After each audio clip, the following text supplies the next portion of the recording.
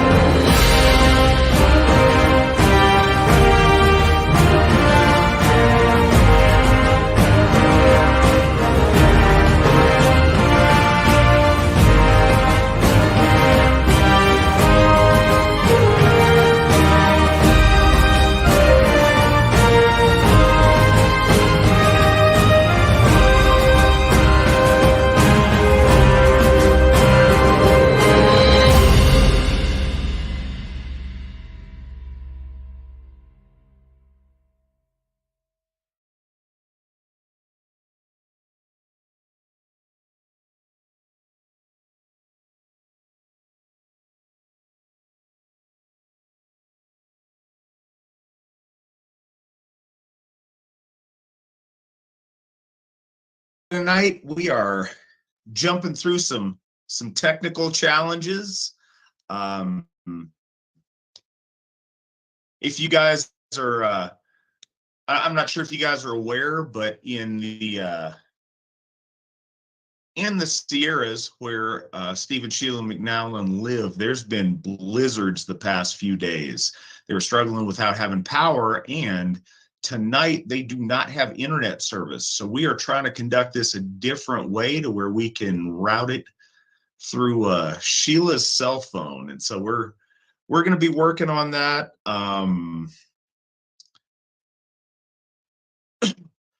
We're trying to run a couple of things here. So if I'm a little bit spacey at the beginning, I'm fielding texts from them trying to get this squared away. So I apologize about that.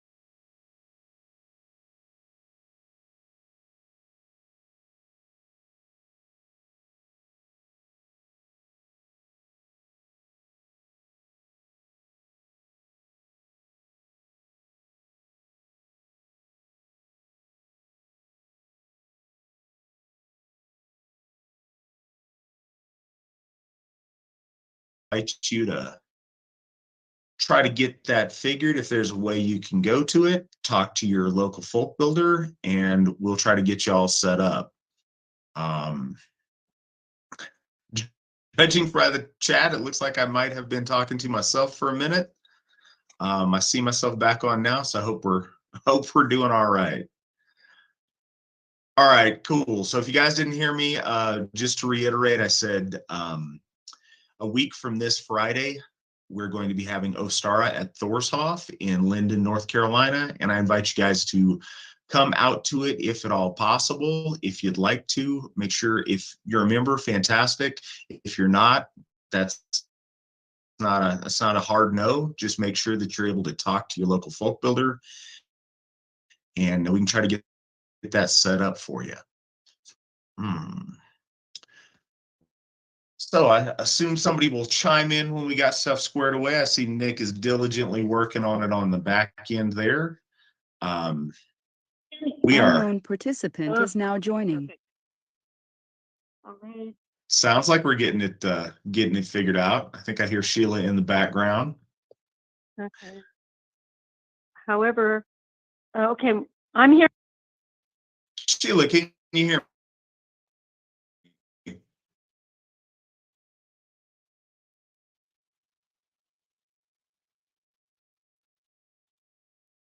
Sheila, can you hear me? All right, we're trying, guys. I know it's probably obnoxious to listen to at this point, but they'll get it figured out on the back end. Couple of updates, pretty quick. And I was just running some numbers. We are doing really well on our paying off Njordshof. And as you guys know, in order to get Freeshof, which is, huge goal of ours, it's going to be an amazing thing. We're going to get that in Ohio, that we acquired. And that's Njord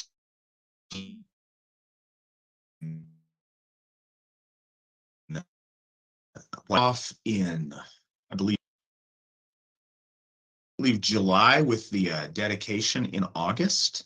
And that said, we have already paid off 58% of the value of that Hof in such a short amount of time. So you guys have been very generous. We're doing fantastic on that. I appreciate it. If you guys want to continue to help with that, I think Nick is busy right now, or else he'd throw up that link. But you can find the link at runestone.org or at any of our district sites. I ran numbers for it, and looks like right now, if every member of the AFA were to donate $102 towards it, we'd have it all paid off, just to put it in a little bit of perspective. So we're doing fantastic on that. Something else that's exciting, and we're watching it tick and doing the back end maintenance. We are 2 members away from having our first 1,000 members. So we're watching that. We should cross that line very soon. If you guys are on here and you're not a member of the AFA, and you should be, time to join up. If you guys know people that should join up that are sitting on the fence, I would encourage them to get those guys to join up too. We could use your help getting over that 1,000 mark. And besides, we need all our folk to come home as best we can get them. Unknown participant is now joining. So I'm giving it a couple minutes here. There is a backup plan in case this doesn't work, so never fear. Other stuff. So you guys know we are simulcasting today on Twitter and on VK. So yeah, we're doing really good. Trying to give this another second here. I know this has got to be painful for you all to listen to until we figure it out, but it will be worth it. In the meantime, we have, I know you guys wanted to hear from Steve on this program for a really long time. We've wanted to have him, and we're trying to overcome this hurdle so hard tonight because it's such a special thing to be able to have Steve on with us. So we're trying hard to make that happen because I know you guys got great questions for him, and yeah, we'd love to see that happen. This will be the culmination of the series that we've done on the noble virtues. And we did the first 9 that I'm sure most people are commonly familiar with. Hello. And hello, can you hear me? Hey, how about that? Okay. Yeah, sorry Excellent. to interrupt you there, but No, it looks like, crossing Well, my this is a fingers great that we got the interruption. right stuff here. All right. Well, guys, without further ado, and exactly what I was going to get to, we're going to that 10th noble virtue of victory. And to celebrate victory and to talk about victory tonight and to answer any of y'all's questions you might have, we have the founder of modern Asatru and the father of the Asatru Folk Assembly, Mr. Stephen McNallen. Steve, thank you so much for joining us today. It's absolutely my pleasure. I'm just glad we could finally made this thing work. We were sitting here kind of pounding on the mute key, trying to get through to you, and one thing and another. But as it is now, it looks like we are good to rock. And I'm sitting here with a cup of coffee in one hand and the phone in the other, and I'm looking out at the snow that has made my day difficult. Yeah, we're getting it on the other side of the mountains too, but not in a debilitating way like you guys. You know, I want to make the point for everybody out there. I think it's apropos that a part of winning is not giving up and finding solutions when stuff doesn't quite go your way. And I think that's certainly what we're trying to do for y'all tonight. I think that's a very big part of it. Yeah, absolutely. You'll notice a number of our noble virtues are about just that, our perseverance, our being industrious, you know, and that's, those things lead up to victory. And so to set the stage a little bit, I added the 10th noble virtue of victory. I understand that we'll see if it stands the test of time, but the reason that I did that was for a couple of things, and one of them was inspired very much by Steve McNallen. There was a video that he did, and I've tried to go back and find it, and I can't locate it on YouTube. I don't know whatever happened to it, but there was one where Steve was talking about the concept of Sigur, and that's the Old Norse word and the current modern Icelandic word for victory. And he talked about it not just as a goal or as something to accomplish, but of having a value and a currency in and of itself. The fact that victory is a sign of luck, it's a sign of the favor of the gods, and that our ancestors looked for people who had a track record of victory to rally behind, because that was a proof that those people were blessed and that those people were to some degree on the right path. And I found that really inspiring. And I know that had to have been like a 2005, 2008 video, something pretty early on, but it really stuck with me. Do you recall that video at all? Sort of. I mean, that was quite some years back, and goodness knows I've done quite a few things since then. I do recall, you know, working with those ideas, and you know, victory as a reward for right action, largely, which is another way of saying you get the luck you make. You know, if the person who gets out there and refuses to give up exhibits certain traits, certain qualities that make for luck, make for victory. And if you can ingrain that tendency within yourself, you know, the sky's the limit. Yeah, you know, absolutely. And one thing that, you know, we're going to talk a little bit about victory here, and then I'm very sure the conversation is going to trail off into lots and lots of questions for you, Steve, and as it should, and I hope that it does. But in talking about victory for a second, it is, this is something that's weighed pretty heavily on me lately. Every time we lose a member of the AFA, every time a member of the AFA dies, it it makes me, and I think it makes us all stop and think. And I think that's right to do so. And something that's appalling to me and very tragic is that in the Asatru Folk Assembly, suicide is by far the leading cause of death. And that's not a statistic that I'm proud of. And I don't think that's just us. I think that's white men in general in the West. And I think, I don't want to co-opt anybody's grief or use that to make a point, but I do know that this is weighed on a lot of those men, is an attitude of hopelessness, because it's hard not to in this day and age. We have messages of hopelessness reinforced so often.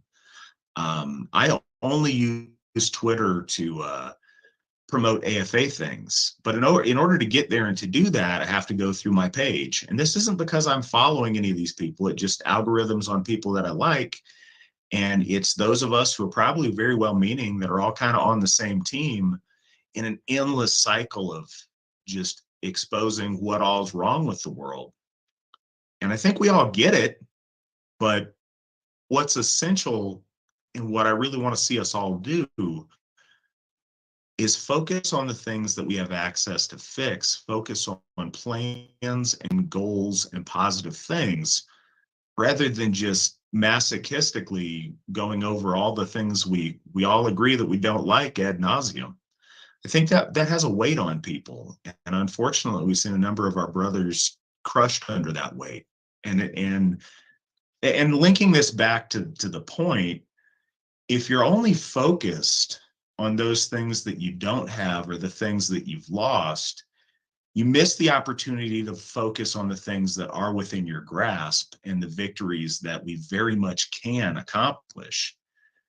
And so it's a victory to me in a lot of ways is a matter of perspective, because if you don't see opportunity and aren't motivated to try to take the opportunities you get, even if they're not the opportunities you want, you miss out on victory. Victory passes you by. Yeah, I would certainly agree with that. I've got a little something I've been doing lately that is kind of my personal solution to that. If you got a second, I'll tell you about that. Please do. Yeah, I've just started calling it my greeting to the day, and to Odin, and to coffee. And I mean, no disrespect or belittling, the might of the high one when I put coffee in the loop there. I get up early in the morning. I rise at about 0400, and I make a cup of coffee, and Sheila's still in bed. The cat is up, of course, and bothering me. And, and I feed whatever animals are on the front porch. And I sit down with my coffee, and I've taken to deliberately expressing my gratitude for the day. And I say something to myself just offhand, like, another day in Midgard, another day of life, another day in my life, another day to be and to become and to overcome. And at my age, it may be easier to kind of take a look at the end of life. I see it down there somewhere.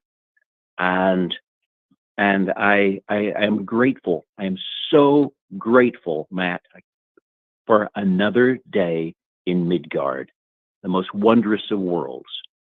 I sit here in this very chair that I'm sitting in now, and I look around me and I think, here it is. I'm well into my 70s. This is another day of life, a day of life in Midgard, another day where we interact with reality in this particular way, another day to overcome, to become, to serve my people, to grow, to be more than I am. And it sounds kind of corny if you just kind of describe it like that, but I really stop and appreciate it. I grab this day, and I say, this is wonderful. another day of my life, because I know I'm one day closer to the grave. And, I'm good with that. But that day that I'm looking at right now is precious. It's precious. And I always remind myself of two principal things. First of all, who I am. Not, Steve McNallen, founder of modern Asatru, whatever.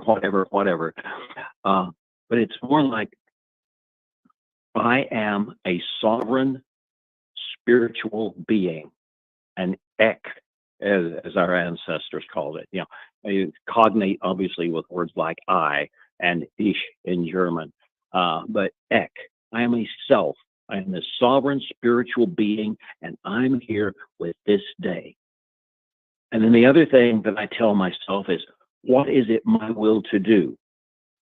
And to condense largely and kind of clean it up a little bit, it is my will to help secure the destiny of my people in this world, and to bring us good things, to bring us success, to bring us greatness in every regard. I want to serve my people as much as I can.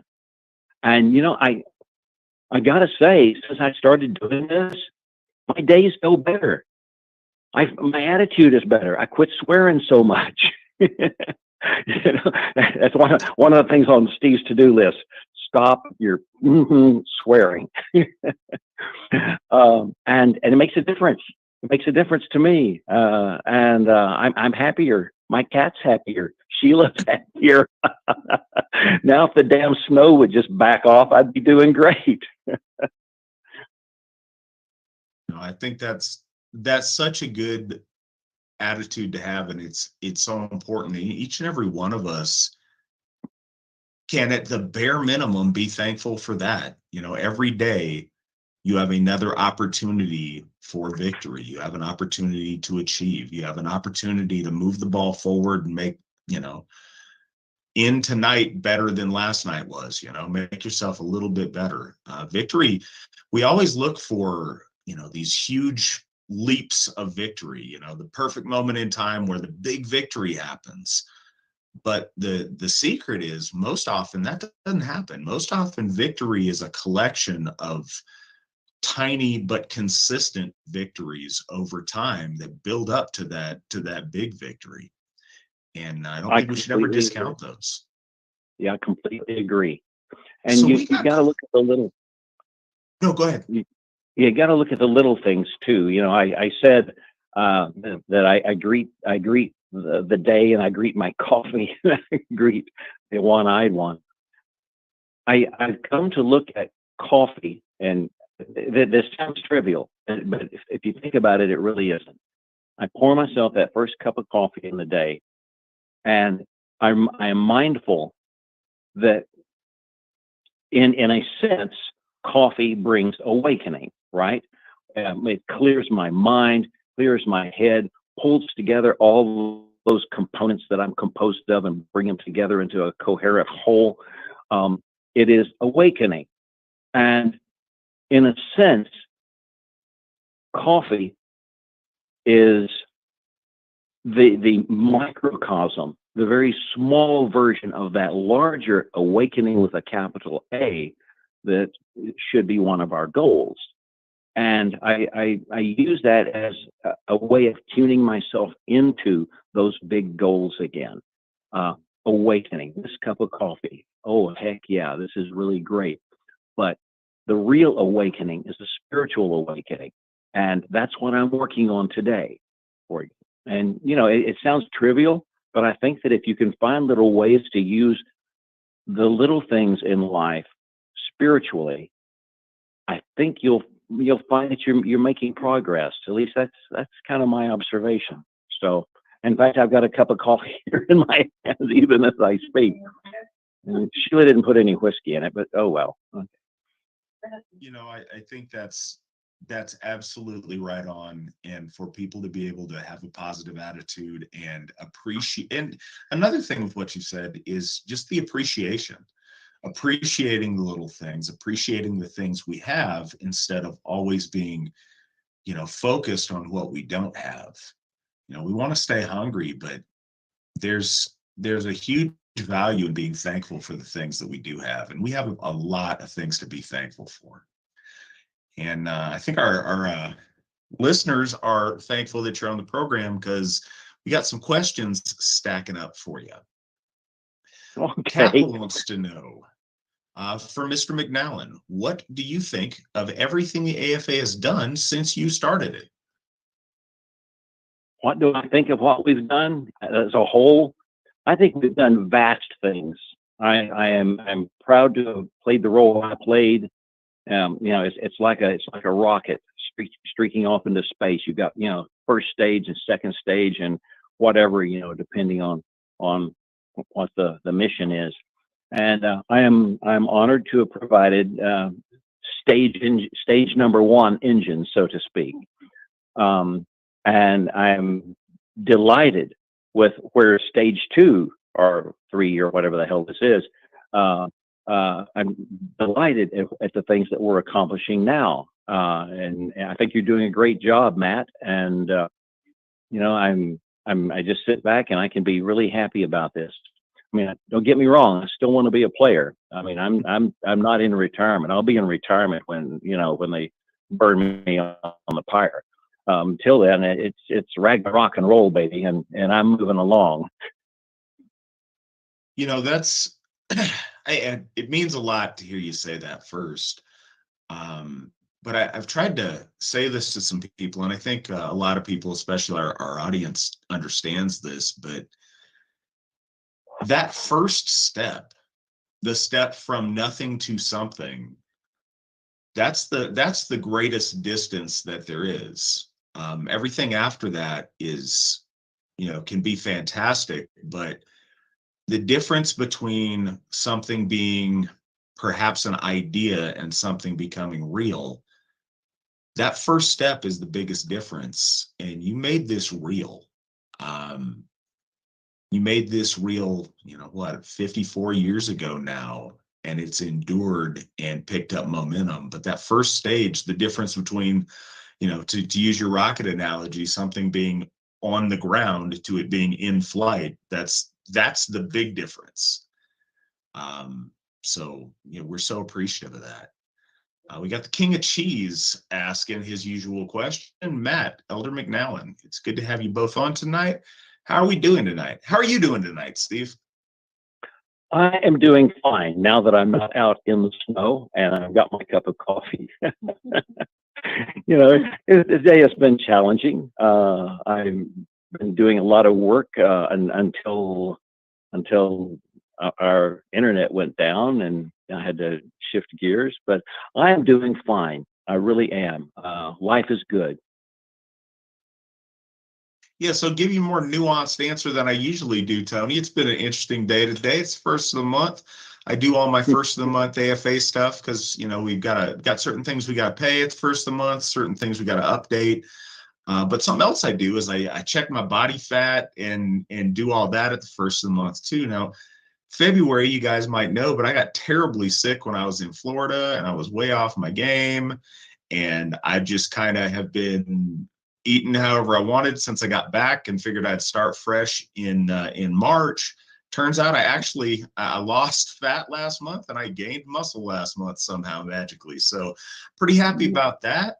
It's been up and down on this Steve interview tonight. I've been very excited for it. And then, there's a hiccup there and I was wondering if we'd be able to do it. And then there was a little scramble and finally with about 10 minutes to go, we got it all figured out. So I'm doing great.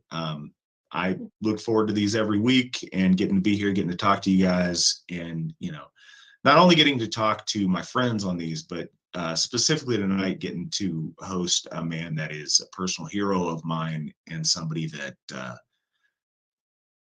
means the world to all of us. I'm happy and I'm honored. And also I'm drinking a peanut butter milk stout and it's delicious. And so I'm doing all right.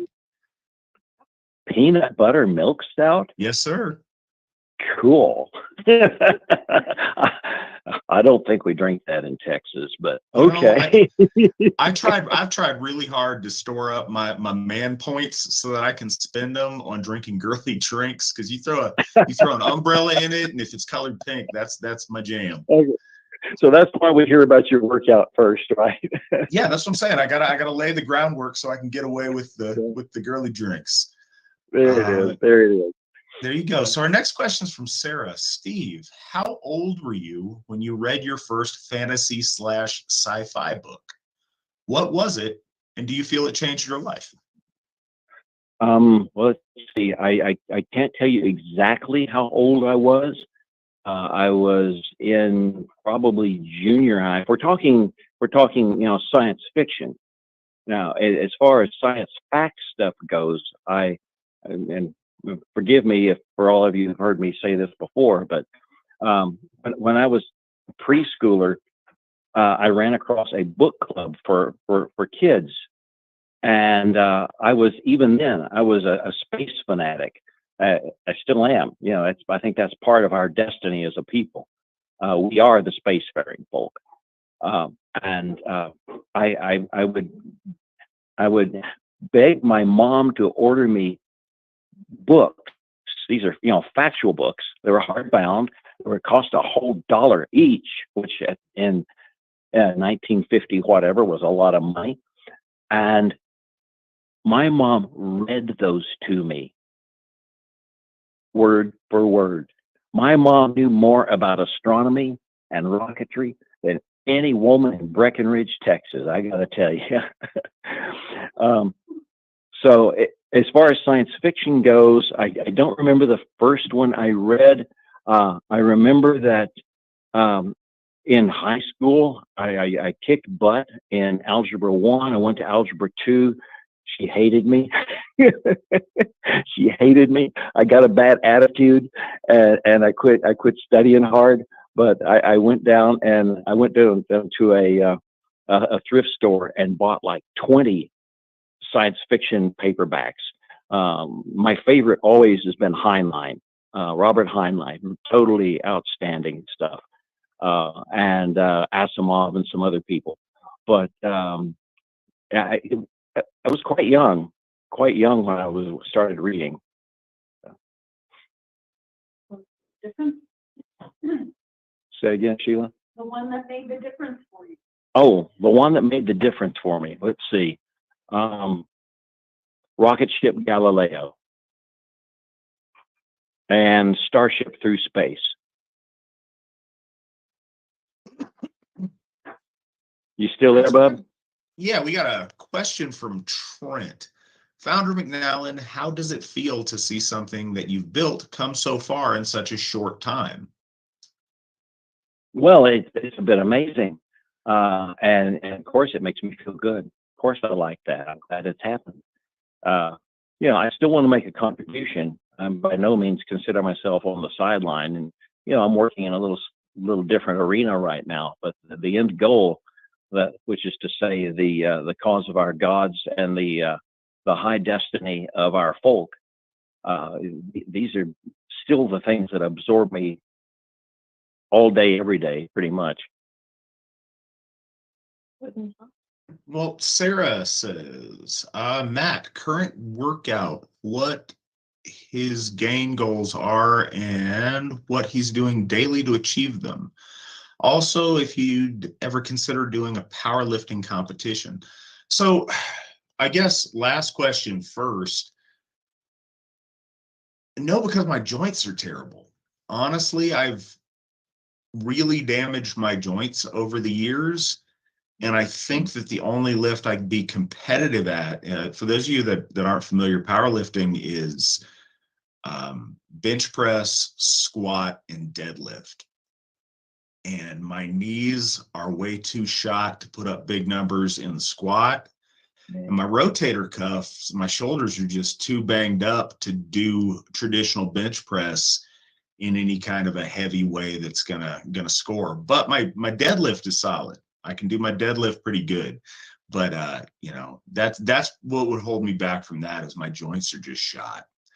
Current workout goals. Well, because everything worked out favorably and because I've been trying to cut for a long time, I'm going to do a bulk this month and try to satiate myself with, some upped calories and hopefully put on some mass and then get back to cutting next month. I'd like to see my body fat get under 17%. It's just slightly north of 18 right now. I'm going to take a little break on cutting for a little bit, and that's what I'm doing daily to achieve it. I go to the gym every day, regardless. Assuming I'm in town. If I'm traveling, I can't necessarily do that. And I count all of my macros. For people that aren't familiar, your macronutrients are your proteins, your fats, and your carbohydrates. And I count and log all of those that I consume during a day and try to keep that, at certain goals. So that's what I got going on right now. Katla has a question for you, Steve. Would you ever write another book? And if so, what about? Well, funny you should ask that. A few hours ago, kind of wrapped up my first draft of a book. It's not a big book. This is not going to be anything nearly as long as Asatru Native American religion, and it is called simply The Spear. And of course, we know what spear that is. And to me, it is the spear of awakening. It is the spear of initiation. It is the spear of sovereignty. It is, of course, the spear of the one-eyed one. And I believe that it is time for us to throw that spear, to throw awakening over our folk, to wake them from their slumber. And of course, actually, that's goal of Asatru in general, but this is sort of a specific thing. And it's sort of a handbook that I think that people may find useful when it comes to applying their efforts for the sake of our folk and for the sake of our gods. We live, this is not news to anybody out there who's listening, we live in an incredibly degenerate age. And those of us who are awake with a capital A, we need to be resisting the current culture with everything we've got. From spirituality comes culture, from culture comes politics. Politics is downstream of all the other stuff, which is why it's not really our key focus.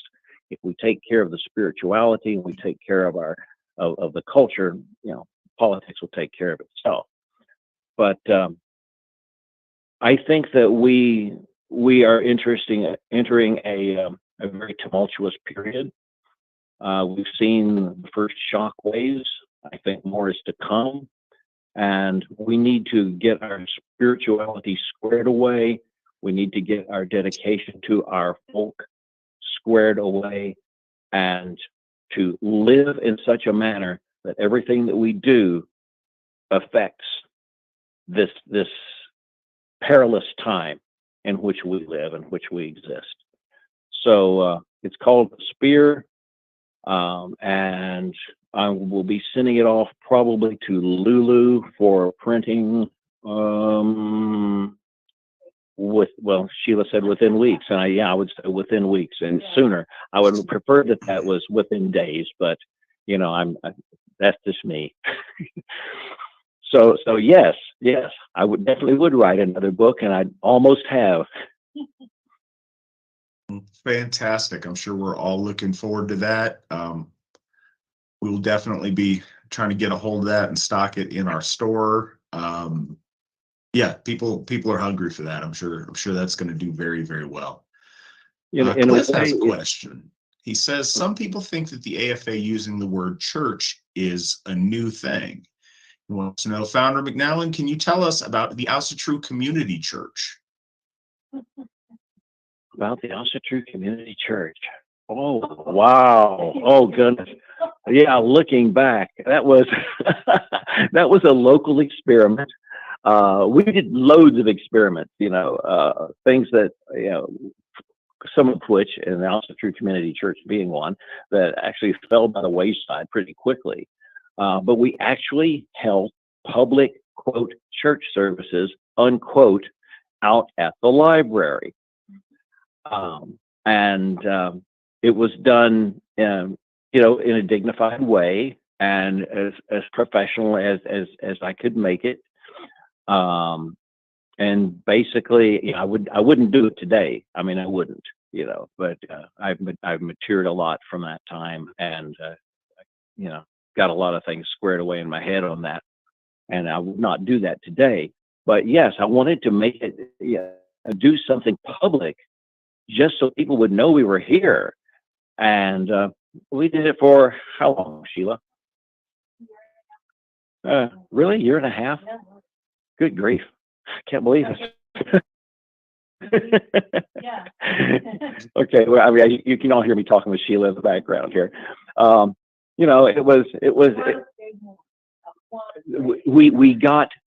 We got friendship with a magnificent guy, Dave Moore, from that. And he was with us for years and years.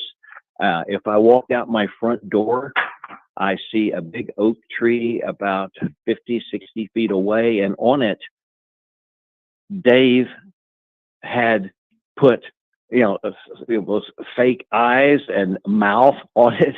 And he didn't, his own grandfather oak, as we call it. And, he didn't even ask, he just did it.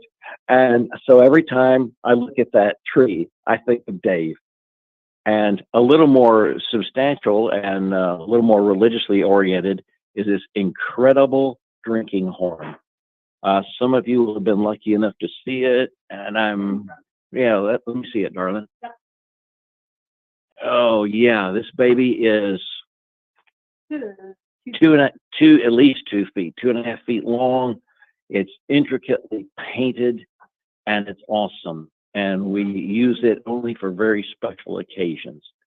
So Dave Moore was worth the trouble, frankly. On the whole, it was not the brightest thing I've ever done. It was not the best thing I've ever done. I mean, if you're doing things, you're going to make mistakes, and that was really one of mine.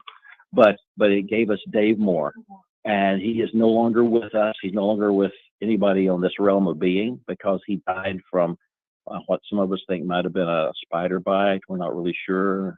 But anyway, Dave is no longer with us in the flesh. But we've got this wonderful horn to remember him by. And, sometimes you just got to experiment. You got to try things out. And if they don't work, you don't do them anymore. And the Asatru Community Church was one such. About what year was that? Like what time period are we talking about? Oh, stand by. When was that? When was that, Sheila?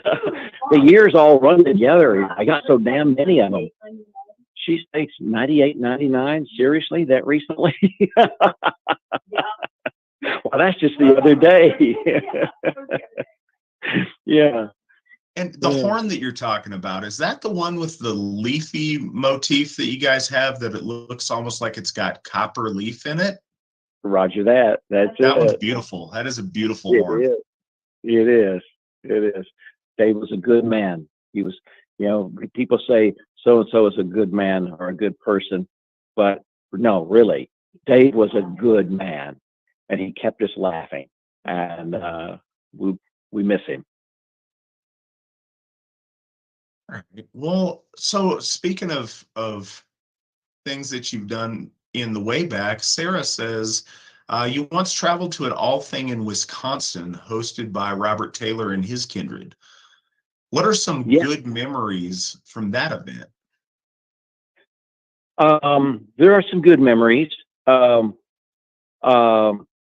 Taylor was and is, I'm sure, still. I haven't seen him in a few years, but a very interesting guy, and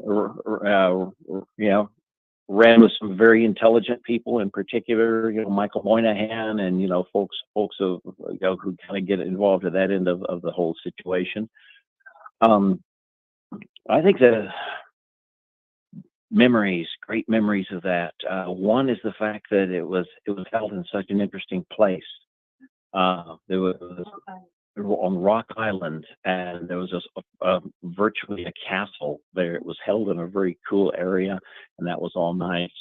And I remember, perhaps best of all, was going over to Robert Taylor's home and seeing some of the projects that he had worked on. He had built a hof. It was not large, but you could get 6 or 8 or 10 people in it. But it had in the floor, and I don't remember if it was like inlaid wood or stone. It had a black sun. And, that was the first time I had run across that particular symbol, which has become extremely important to me now. And I think that's probably the best memory that I take away from that, is standing in that hof. Of course, Robert's an artist, and so everything he does is artistic and detailed and significant and well done and well crafted. And it was nice. It was very nice. Random note out there, if any of you guys ever have the opportunity to have a conversation with Robert Taylor, Robert is easily the most fascinating person that I have ever had a conversation with. And I got to meet him at a number of different AFA events. He used to come out to our winter nights in the Poconos for a few years there. And I also met him at a midsummer out in California once. That was the first time I met him, but that man is the most fascinating. Like, he has lived so many experiences. I would love to hear about all of them, but not all of them are life experiences that I would like to live. But I went to his house, and he's got an amazing house in West Virginia, this old Victorian house, and it's just wall to wall with books. And I was with a friend of mine at the time who was a little bit snarky, and he, as an experiment, he'd start picking out random books and asking, Robert about them. No, he'd read every single one of those books, and each book that he picked out, not only could he remember something interesting about it, but something extremely specific that he read in that book, and a specific way an author phrased something. The mind to be able to do that in a house full of these books is crazy. And any subject you want to talk to him about, he has got some kind of in-depth, fascinating story about that will blow your mind. And it doesn't matter where you take the conversation, he will boldly go wherever you want that conversation to go, and have, amazing lived anecdotes about it. Like that man is fascinating. If you get a chance to talk to him, seize that opportunity is all I can say. I got to echo that real hard. He's told me stories that I'd tell you guys about him, but I'm not sure he would really want me to, because some of them were, shall we say, edgy. He's been involved over the years in a whole lot of stuff, in a good way, exciting stuff that's definitely, I think, on our ideological end of the spectrum, so to speak. And I swear that guy, he's never dull. He's never dull. And oh gosh, yeah. No, he's a hell of a man. Yeah, he kind of got his health issues now. He's not young like I am, but he's awesome. Yeah, it's been a few years since I've talked to him. But yeah, I hope he's doing well. If any of you guys know him or have any contact, please tell him I said hello. Next question is from Allie. Both gentlemen, you've touched on deaths of despair. What can the women folk do to support our men? not only our husbands, but our folk brothers. Keeping the folk alive and well is certainly a victory. What are your thoughts on that, Steve? Well, yeah, it's kind of hard to really touch on some of those interior things that brings guys down. I think just remind us that we're doing something right. Remind us that we're worthwhile. Yeah, there's a part of our culture that loves to beat men down. Our ladies are not like that, and I'm glad. But just emphasizing that empathy, letting us know that our efforts are appreciated, not demanding us that we be superhuman, although of course that is the long-term goal. Just be there for us. Just be there for us. Thinking about it, I don't think there's one comprehensive answer, because every relationship is different. Every man is different. Every struggle is different. But overall, trying to think of the best way to phrase some of these things. Everything Steve said, I mean, have some empathy, and what I could say is raise the mood. If women have, and this is again in the household for wives, but also in the hall for other women of our folk, women have a very unique way of controlling social dynamics by the things that they embrace or the things that they don't pay attention to. Raise the mood. If everything gets somber, grab somebody and dance with them. Tell a joke, do something pleasant, raise the mood. When the mood is low, liven things up and help fill folks' hearts with happiness. It's easy to get bogged down, and when there's other guys, it's easy to kind of bounce off of one another with negativity. If you see that happening, keep it happy. Another thing, and I think this is important for our women, and don't be the source of needless drama. That is one thing that women are particularly geared to either do very, very poorly or very, very well. Women create lots of drama. I think we all know that's true. But I think women are the best at diffusing drama as well. That's why we talk a lot in the AFA about our women being frith weavers. Women have the ability to go behind the scenes when there's drama between men or between other women, and to repair those things in a way to where nobody has to lose face, in a way that literally bonds families together. So look for opportunities to increase the peace, and in our homes, in our halls, in our inner guard.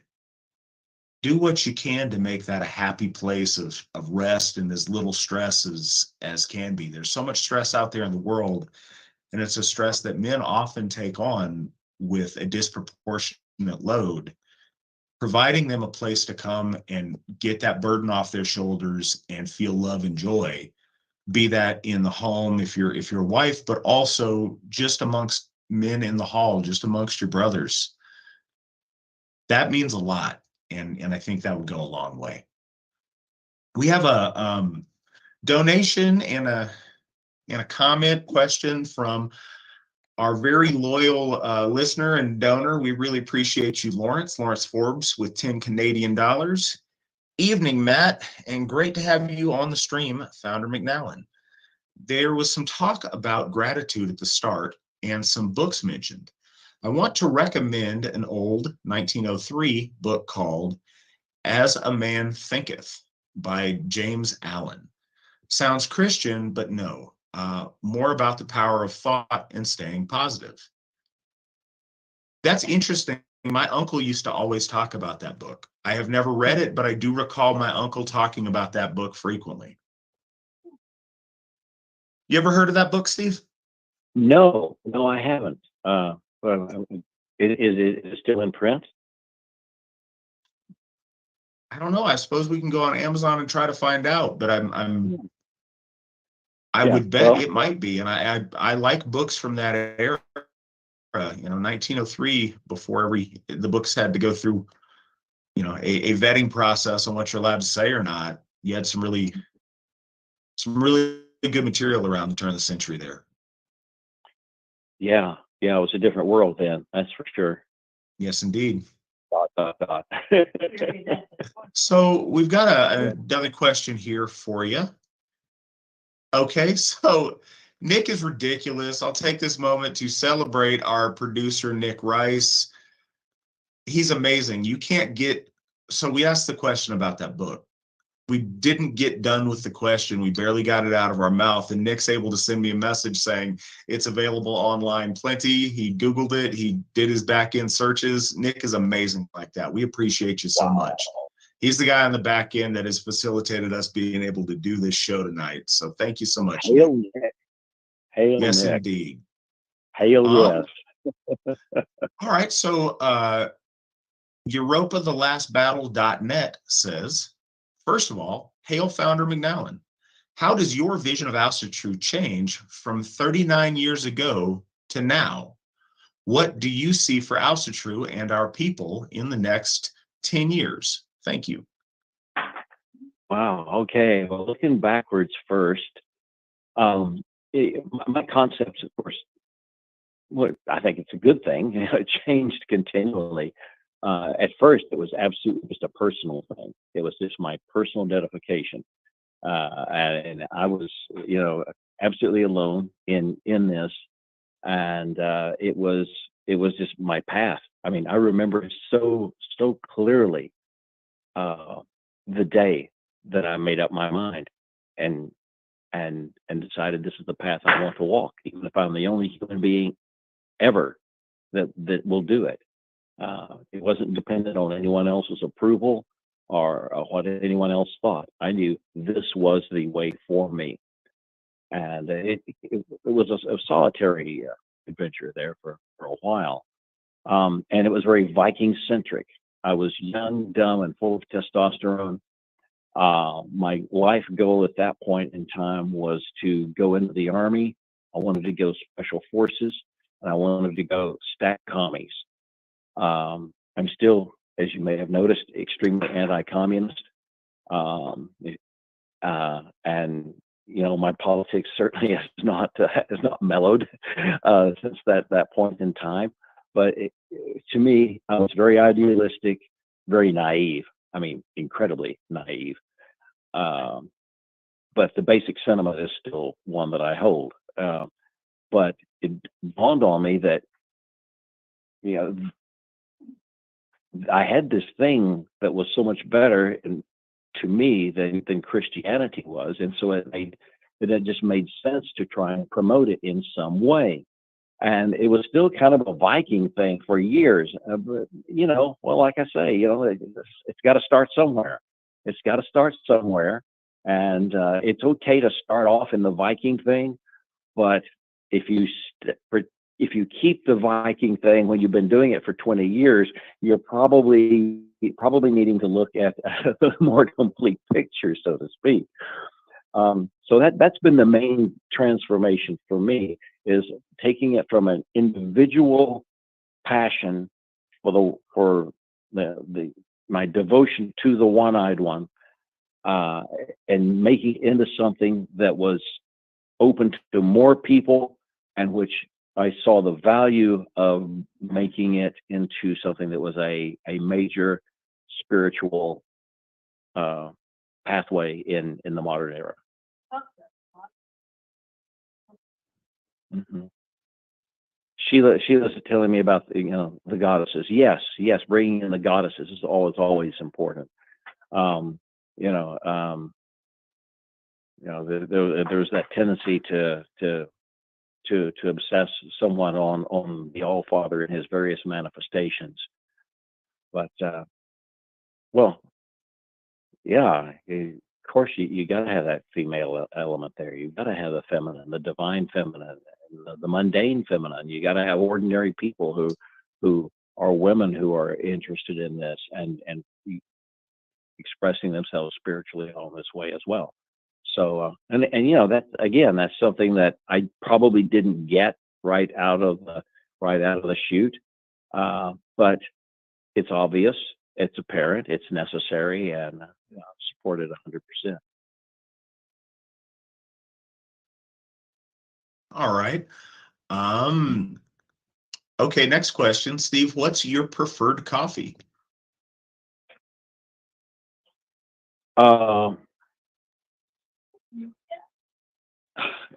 Sheila's over there making fun of my. Sheila says whatever's on sale. But the coffee I would like to support is, help me out on the title of this, Coffee Above Time. That is produced by I don't know if she and her husband are still AFA members or not, in Indiana. Yeah. Anyway, so if I get around to it, I would buy their coffee just to support them, because they got badly doxxed by locals in their local market, and there were some very, very, very ugly people demonstrating against them and making their lives tough. Yeah, Sarah Dye. Yeah, Sarah and her husband were involved in that, and I understand that they are making coffee now, and I think it's called Coffee Above Time, Against Time. It's called Above Time Coffee. Ah, there it is, Above Time Coffee. Okay. And that's also because Nick sent me that message on the side immediately when you asked the question. Outstanding. So it's got sort of a Julius Evola ring to it, but right. Yeah, she's very strong gal though, very strong. Went through heavy doxing, never flinched. You know, she's strong. Random side note: when I needed to figure out how to do this for the first time, when I wanted to do this program, she was one I talked to help give me some pointers and figure out how to do the live streaming. Mm-hmm. So it's just a little side point of connectivity there. So Daniel asks, Alsherry Gothi, can you touch on our lineage running through Mr. McNallen and Odin, and how that gives the Gothar the spiritual authority? Sure.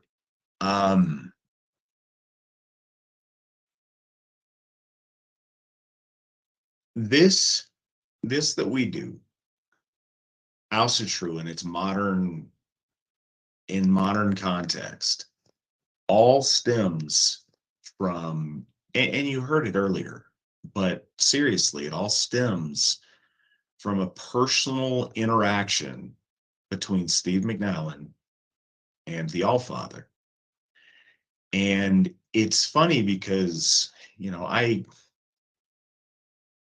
go to a lot of sources to look into our history, because I think one of my responsibilities as the Alsherry Gothi of the AFA is to preserve our history, not just of the AFA, but of Asatru in general, and how we came to the place that we're at. And our enemies, Steve's enemies, all acknowledge that Odin worked through Steve McNallen. And they throw it around casually as if that's just, oh, well, yeah, Odin worked with him because he'll work with anybody or whatever. And they brush it off. But the God of Aryan consciousness, the God who, alongside his brothers, shaped us as a race on that beach so long ago and breathed life into us, chose to work with Steve to accomplish his goals. And that happened, 54 years ago. Steve carried that torch all the way through, and through his relationship with Odin, all of this has come about, all of this is manifested. There was no priesthood since ancient times until Steve started ordaining Gothar. And, Some of that happened back in the Free Assembly days. Some of that happened in the days of the Folk Assembly. But those are the roots of our link with the gods spiritually. Those are the roots of our authority to extend that relationship that Steve forged through 54 years of that gift cycle, to bring our gods closer to our folk, and to uplift our folk, to bring them closer to our gods. And that's something very special. And it's something that we are so honored to have that other folks don't have. Our Gothar and Stephen McNallen might not be the only path to our gods. I would never be so arrogant as to say the only, but it's certainly the best. It's the path that's been around and borne fruit and is a continuous font of victory for all of us. And it's something that's been tended, like I said, for over half a century. Nobody else can say that. It's precious and it's special, and it's something that we hold, and it's something that with responsibility we pass on down the line. And that is the highest spiritual authority that exists in this day and age on Midgard. I don't speak for the gods. They can flip that script and change that if they want, but there's no evidence that they have. But there's a lot of evidence that they're very satisfied with what we're doing with that authority. So yeah, that's my thoughts on that. I would pretty much agree with that, Matt. I think that it's not like we're the only players. It's not like we're the only people that have done this. I mean, we've got AFA Founder and many others, up and down history of the 20th century, or people have certainly proved their worth and proved themselves. But I feel that we are the current, don't know how to put it, lead standard bearers, I'll say, of this spiritual wave, and it's happening because our folk utterly need it at this point. We are facing an age that can see the victory or the total defeat of our folk. These are tumultuous times, and I think they will probably get much more tumultuous. And it's up to us to carry the banner, hold the banner high, and to forge forward to victory. And I think we can do that. It'll be us, and it'll be the people that we influence, directly or indirectly, other people that are a part of this wave. And I'm not saying that we are the only ones, but this wave of the resurgence.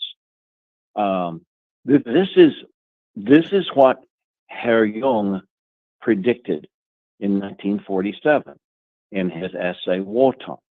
He pointed out that in the 30s and the 40s we saw Wotan's his fury, his furious aspect, and he predicted that when it came again, it would be the wisdom aspect that was the focus. And I think that we are doing that now. And that's kind of my view of the mission. And it is an extremely important mission. And we are here to help facilitate that. So I want to put this out there too. Are we the only ones in the history of modern Asatru? No.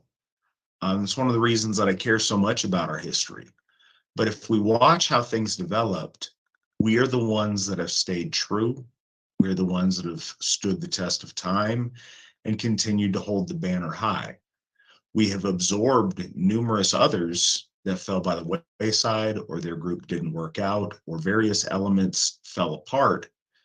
We have picked up and preserved what was good and what was noble and tried to carry that proud lineage forward.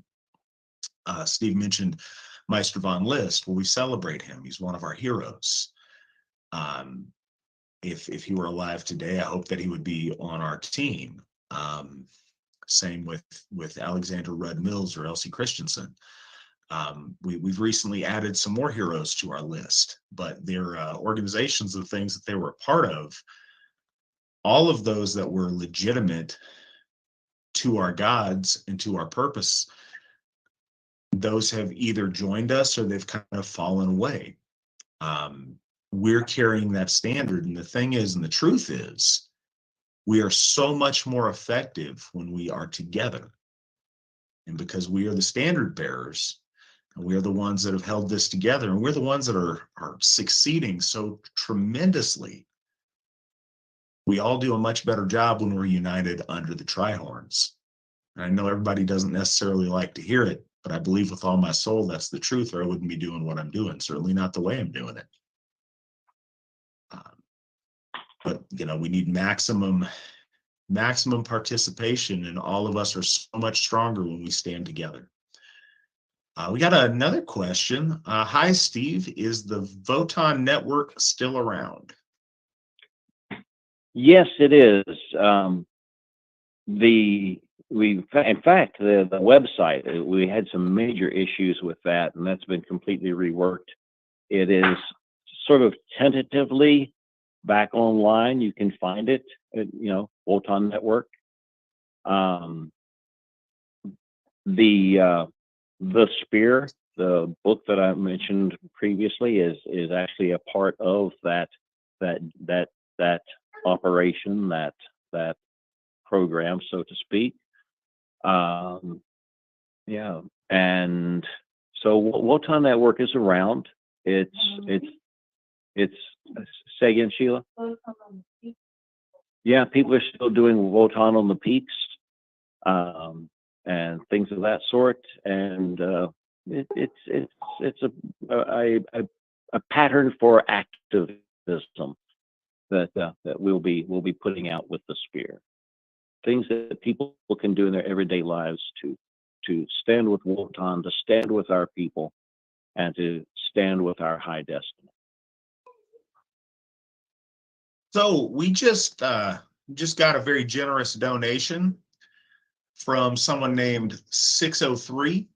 I don't know if that's an area code or just what that is, but what I do know is I put out at the top of the show, if every member of the AFA gave $102 right now, we would have Njordshof paid off. Guess what? Whoever 603 is just gave us $102. Said, no question, just pulling my weight to pay off the Hof. Hail the AFA. Well, whoever you are, thank you so much. We really appreciate that. That means a lot. Thank you. 6 + 3 makes 9.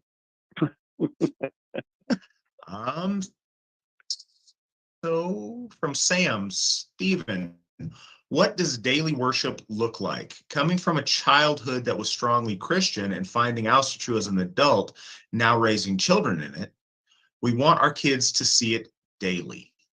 So what do you think daily practice looks like, Steve? Sheila's giving me some input over here. Okay. Meal blessings is one thing that we incorporate into our lives. And what else were you saying, Sheila? Well, the meal blessings. Oh yeah. And many of you who've been at events may have seen Sheila and I do the greeting to the day. We do the hail to the day, hail to the sun of the day, hail to the night and its daughter. Those verses. And we got our little hugs that we do afterwards, and I think those are highly significant. I described earlier, the homemade ritual that I came up with me and the coffee and the one-eyed one. Ultimately, people can devise their own little daily rituals and good night rituals. There's endless possibilities for creation and perception. We got our home altar, all of these things. Yeah. Am I answering the question? Did I hear the question right? Was that? That's up to you. Yes, you're absolutely addressing the guy's question. Okay. It's whatever you want to offer as far as daily stuff. I think something that he did mention though was wanting his kids to be involved. Is there anything that you Awesome. can think that you guys do that would lend itself well to children being involved? Well, meal blessings. Meal blessings would be right out of the chute on that. Meal blessings in addition to things in the morning. An evening ritual would be fine as you're especially when you're putting your child to bed. Something that's specific there. You could write your own little prayer. Yeah. What are you Yeah, thankful I'm for? gonna throw something in. I think the idea of, your own little nightly prayers, I think that's beautiful. And I think that I've seen like the meal blessing, that's a thing. So many parents have told me that their children are involved in that and will run the meal blessing. I know the Ericksons, their son Owen does that, and he does a great job with that. That's certainly a really good thing. The other thing I just wanted to make a note of, I know you asked about in-house stuff. The more you can involve your children with events and getting them out there to where they see other families and other people worshiping our gods and where they get used to it, one of the neatest things is to watch the kids at ritual. And sometimes they know what they're saying, sometimes they don't. When they're real little, they just pick up on the vibe. They know when people are hailing somebody, and so they'll repeat what the adults do at the right time, and they'll pick up that that's the thing to do. And as they grow, you can watch these same kids when they get an opportunity, they'll do something very intentional. Or kids at Sumble. I know Sumble's often very late, but if the kids are up, kids giving meaningful Sumble toasts has always been something really really special that I've seen. And some of the most touching moments at Sumble have been when some kids gave some very, very appropriate, very well thought out toasts, specifically when they raise a horn to a member of their family that's passed. So I would encourage getting them involved with a group as best you can. Katla asks, what do you both think are the essential attributes or skills for people to be Gothi? Steve, what are your thoughts on that? Two things come up in my head, just bang, bang. First of all, a person needs to have enough background in the religion itself and just enough life experience. I think life experience is an important thing. Somebody who's been through the ringer, been through the problems, had the issues, fixed the issues, somebody who's had to deal with the nitty gritty of life. I think that is a huge thing, and a sense of empathy to help others to overcome the things that we have overcome in our own lives. I think that, and just a continual dedication to the holy powers and an awareness of the role of the holy powers in our lives, how they affect us, the hurdles they help us to get over, the challenges they throw our way, which is just as important. Which this is how we grow. Those are the kind of things that come to my mind right away. It's a really interesting question that you ask. And I'm one of those people that when you ask a question, like if you ask me what's my favorite breakfast cereal, I would spend an hour here trying to, debate the finer points of, well, is this really my favorite over this other one? Because they're kind of close. And I overthink questions. But I think the most essential thing is devotion and giving a damn. There's different level of skills and efficacy that need to go in for someone to be a Vidkey, or for someone to be a Spalcona, or to be magical. That's its own skill set that is often very hard to define, but I think is a thing, and it can certainly enhance being a Gothi or a Githia very much. But fundamentally, if you genuinely love our gods and you are pious and devoted to them, that goes a long way and is the most important part of it. And if you genuinely love and care for our folk, and you carve time out of your life and time out of things where you could be doing anything else in the world, but you're dropping everything to answer the call from somebody who's in distress and needs counseling. If you care enough to do those things with your whole heart and your whole self, then I think the rest comes to you. I think that you build a gravity, and I think that I know that both our gods and our folk are forgiving on competency if your heart is 100% in it. If you are doing the very best you can to the best of your abilities and you're willing to lay it all on the altar for our gods and folk, that I think is the most essential. On top of that, as far as skills, the ability to talk to people and to counsel them is huge.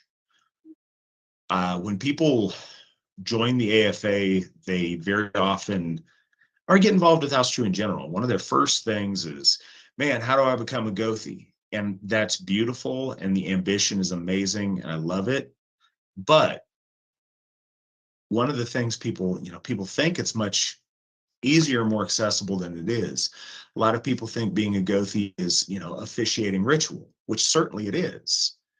But they don't see that the vast majority of being a Gothi is trying to lead people, is trying to help to tend to broken people that are broken mentally, physically, spiritually, financially, is being someone who can counsel and help people work through some of the very worst times of their lives.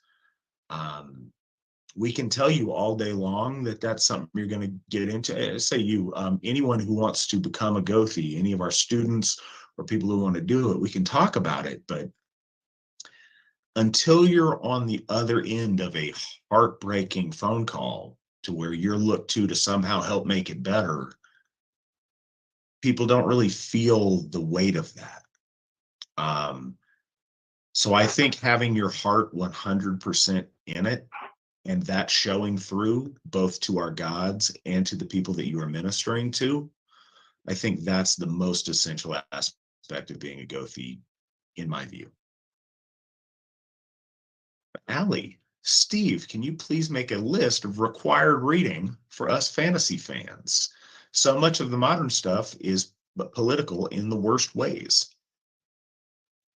Well, let's see, fantasy. Well, fantasy and science fiction, there's sort of related genres there. I would say, in terms of fantasy, Robert E. Howard, the one who gave us Conan and a variety of other heroes, built in more or less the same mold. Fellow Texan, I've had the honor of seeing his childhood home, which in fact was only about 50 miles from where I was born in Texas.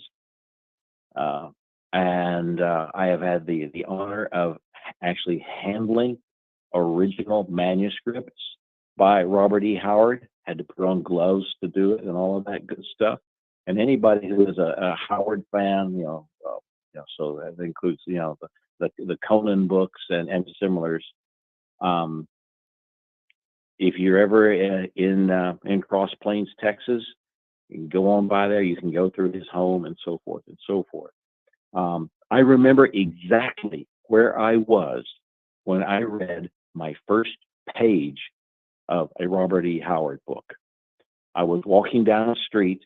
I was probably about, I don't know, maybe something like 14 years old, I guess. I was walking down a dirt street in Breckenridge, Texas, having just purchased a secondhand copy of Conan the Conqueror. And it's got this opening scene where the evil magician is placing this huge jewel, the heart of Ahriman, into the mummy in this crypt, and even though there is no wind, the curtains against the wall are moving as though there was a wind. And in the distance, a dog howls, and it's this sort of stuff. And I was young and impressionable, and I wanted to be a hero. I wanted to do great stuff. So all the Robert E. Howard books were absolutely spot on for me. Well, it's graveyard. Oh yeah, and Sheila reminds me. Yes, I went to Robert E. Howard's grave in Brownsville, Texas, and I have a photograph of me pouring a libation on his grave. On the more sci-fi end of things, I don't know the new material well. I know Heinlein. Heinlein is the guy with our kind of values. Starship Trooper is one that discusses duty and courage and leadership. Absolutely spot on for our General Weltanschauung. And just Heinlein in general. The Robert E. the Heinlein hero that is my favorite is, oh come on, damn it, I can't believe can't think of his name now. All of the books are about him. Sheila, look behind me. I can't see that far, Sheila. Oh, ouch. Yeah, the one in, oh hell, I don't know. I can't reach it from here. so I'll have to pass on that. Sheila says, anybody interested in Robert E. Howard should see the movie The Whole Wide World, which is a biographical bit about him.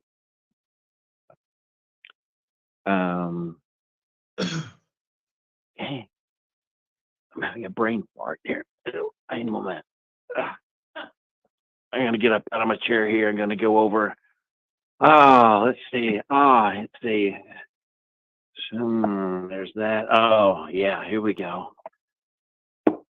Robert Heinlein, Time Enough for Love, The Lives of Lazarus Long. That's it, guys. Any of the Lazarus Long material is really, really good. Highly recommend.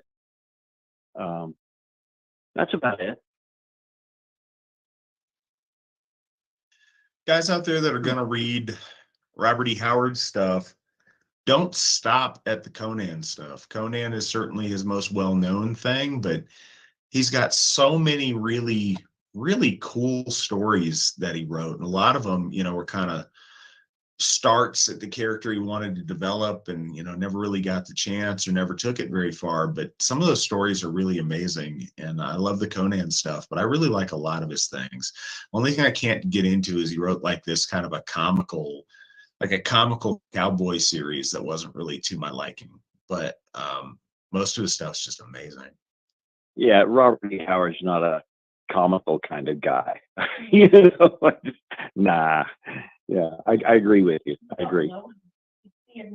So next, okay. So Lawrence, I did not mean to skip you on this last one. Technically, you should have gone before the last question. I appreciate your continued donation of 10 more Canadian dollars. Question for both of you. I've been studying oaths and spiritual attachments lately. I've come to believe that my Anglican baptism as an infant and a Baptist one in my 30s are attachments I no longer want.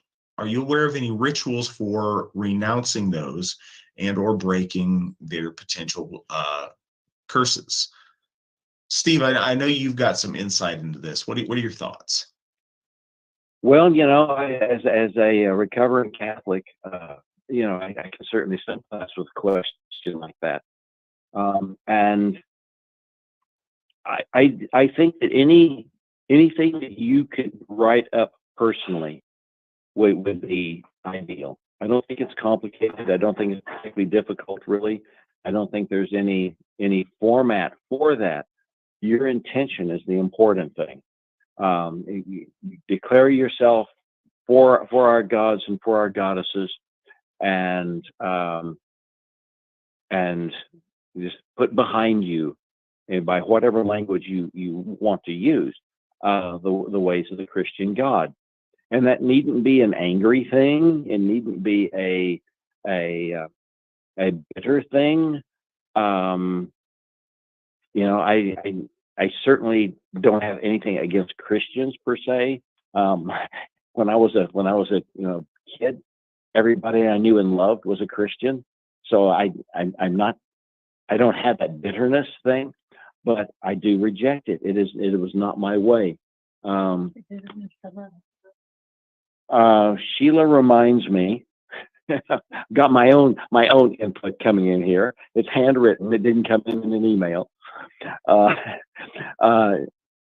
Sheila reminds me that out at Odenshof some while back, we had a scholar who is pretty much where we are at, and who definitely is a follower of the old gods, Scott Shell.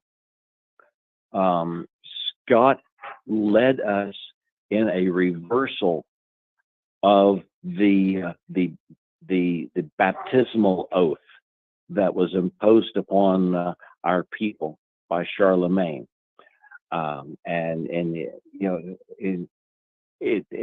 the Charlemagne edition, it's I reject Woden and all his works and blah blah blah and so forth.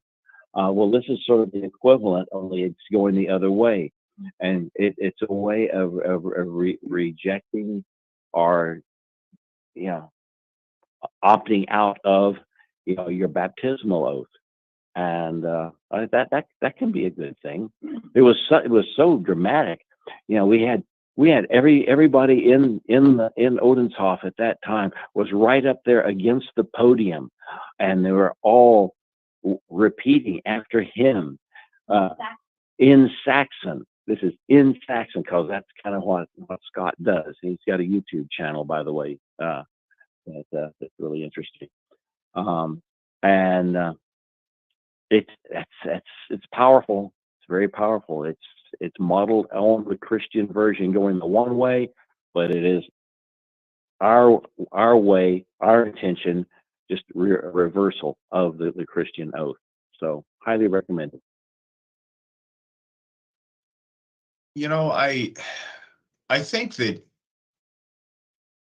this is something that a lot of us have struggled with or have thought about. Oaths are so very, very important in our faith, and many of us have taken baptismal oaths and have been baptized. And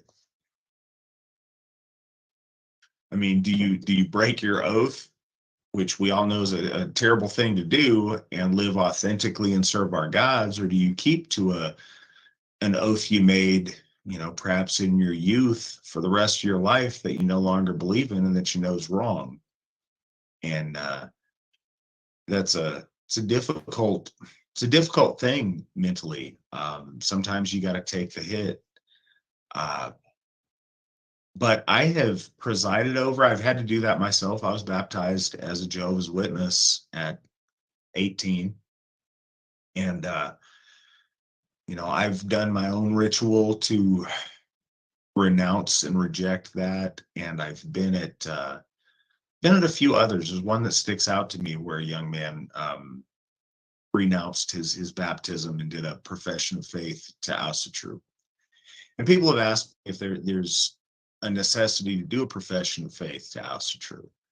And fundamentally, I don't think there is, because it's inherent in who we are. But if you've already gone and taken a baptismal oath for something else, then yeah, I think there's tremendous value in ceremonially severing that tie and starting fresh, even if there's consequence to it. You mentioned, getting out of those curses, and some of that I don't think you get out of. I think that you made a bad choice, and you may have to take a hit for it. But I don't think that's eternal damnation. I think that you can repair your reputation by outweighing that with tremendous good deeds. I think that's one of the things. Once things have happened, we, as Asatru, we can't erase things. The slate doesn't get wiped clean. That slate keeps a tally of stuff, but you can absolutely water it down and outweigh it by the great things you do. We're the culmination of all the decisions we make. Yeah, absolutely the bad ones, but also the good ones, also the amazing ones. And it's worth facing that and taking the hit and moving forward. But yeah, I've been part of a number of rituals that way, and I think that yeah, if you have any more specific questions, reach out on the side, and I'd be happy to help you with that if that's something that you're curious about or interested in. We have another $5 donation from Jackie Valkyrie. Thank you so much, Jackie. We appreciate you. No questions. Sorry, I'm tired. I just want to give a little gratitude and say thank you to Matt, Elder McNallen, Sheila, and everyone here. Well, we appreciate you, and I'm so glad that you wanted to listen to us tonight.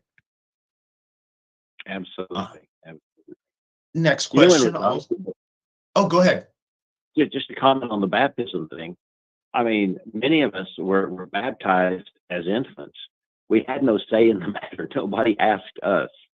So, yeah, in a way, I think it's easier to get out of that, because we at no point willingly gave our Absolutely. Infant baptism. And that's one thing that I will say that I respect about Jehovah's Witnesses. That was a point that they made. They don't believe in infant baptism because an infant doesn't have the ability to make an informed decision and choose to enter into that kind of an agreement. And I respect that stance. Yeah, me too. Another, wow. All right. So Jace Cameron, our most recent our newest apprentice folk builder out of Georgia, decided to step up and do his part with a $102 donation. Says, doing our part. Hi, my Njordhoff folk. Love y'all. Elder McNallen, I found your introduction on being grateful to be inspiring. Would you be kind enough to expound on your marriage and how you stay the best to each other?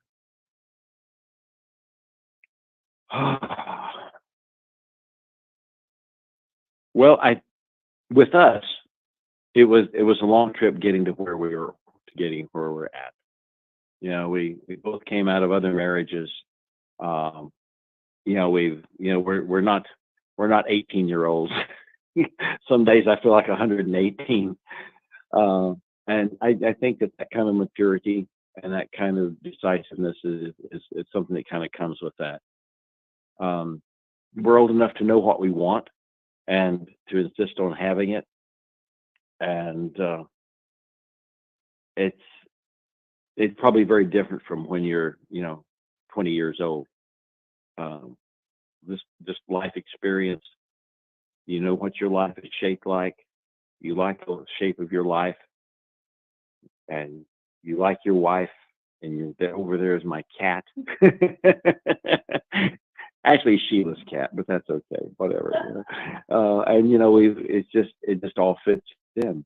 I don't know. It's kind of hard to explain. It's we're at that point in our lives where we're yeah, and kind of heading on the home stretch in a way. I mean, I probably won't live to 150, so I'm most of the way there. And on we go with our life. And Sheila's telling me about resets. You say that again, darling. It's okay to do a reset. Mm-hmm. Yeah, she talks about resets. How having a reset can even be good. You sort of redeclare everything and become conscious of everything. I mean, we don't take each other for granted. It's just we're doing that. And by the way, Sheila reminds me that daily ritual that we do, the greeting to the sun, we are greeting to the day, is something that we really make a point of. We do we put our hands together and we Galder, Gable and it was and just reaffirm who we are and who we want to be with each other.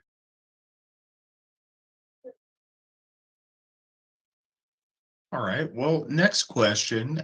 Founder McNallen, do you feel that we are getting closer to Ragnarok, or we actually witnessing the rebirth of our faith and renewal of white consciousness? Do you believe Ragnarok is cyclical? Thank you. Well, I don't feel that we are on the edge of, for lack of a better term, the Ragnarok. I mean, we're this is something that's kind of unique in the material. I do feel that we are coming to a crisis point in so many ways. One is, of course, the racial situation that we're in, where a considerable portion of the population says, in fact, no, it's not okay to be white. There are, as we all know, many forces arrayed against us. There are other existential threats to everything that is dear to us. The good old folks at the World Economic Forum, we're all familiar with that kind of stuff and that's going on. The challenges that we face from AI. There's a lot of stuff going on that are really pushing us in a really definite way, and we may see some acute shakeout on that. That's one of the reasons I'm riding the spear.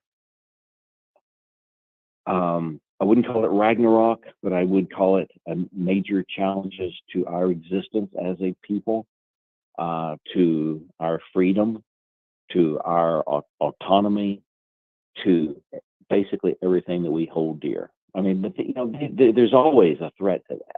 There's always a threat to that. But I feel that at this particular point in time, it is becoming more acute.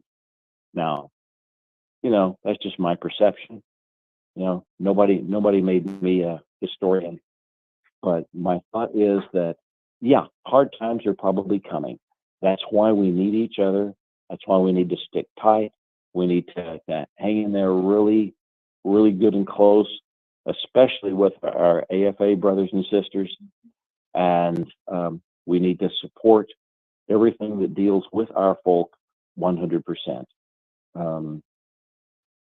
And I don't know, I guess that's about what I had to say about that. It's, yeah, hard times I think are probably coming, but then of course I've thought that for a long time. So maybe this is just Steve talking, but we need to be aware of the threats that face us. Not necessarily Ragnarok. I think of that as being almost like a cosmic event, end of the world kind of deal. But we are certainly at a, shall we say, interesting quotation marks point in the cycle.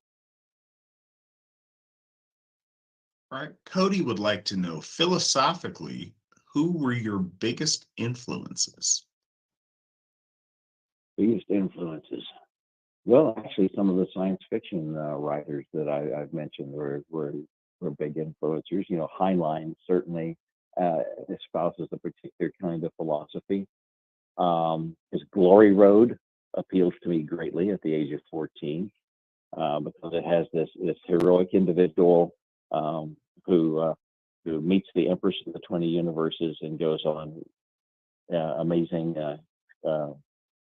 quests. And the later material Heinlein with his Lazarus Long character. Certainly, it's something else that appeals to me vastly. But I don't know. It's that's kind of that's. Hey, People who are alive.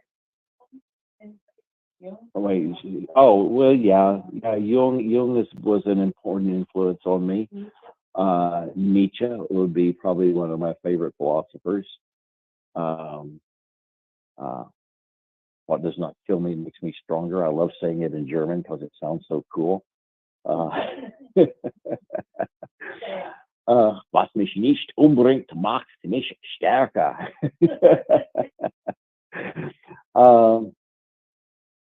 world leaders. Yeah, I don't know. That's pretty much. I don't have a long list of heroes, but most of them were science fiction writers are the iconoclastic, the politically incorrect philosophers.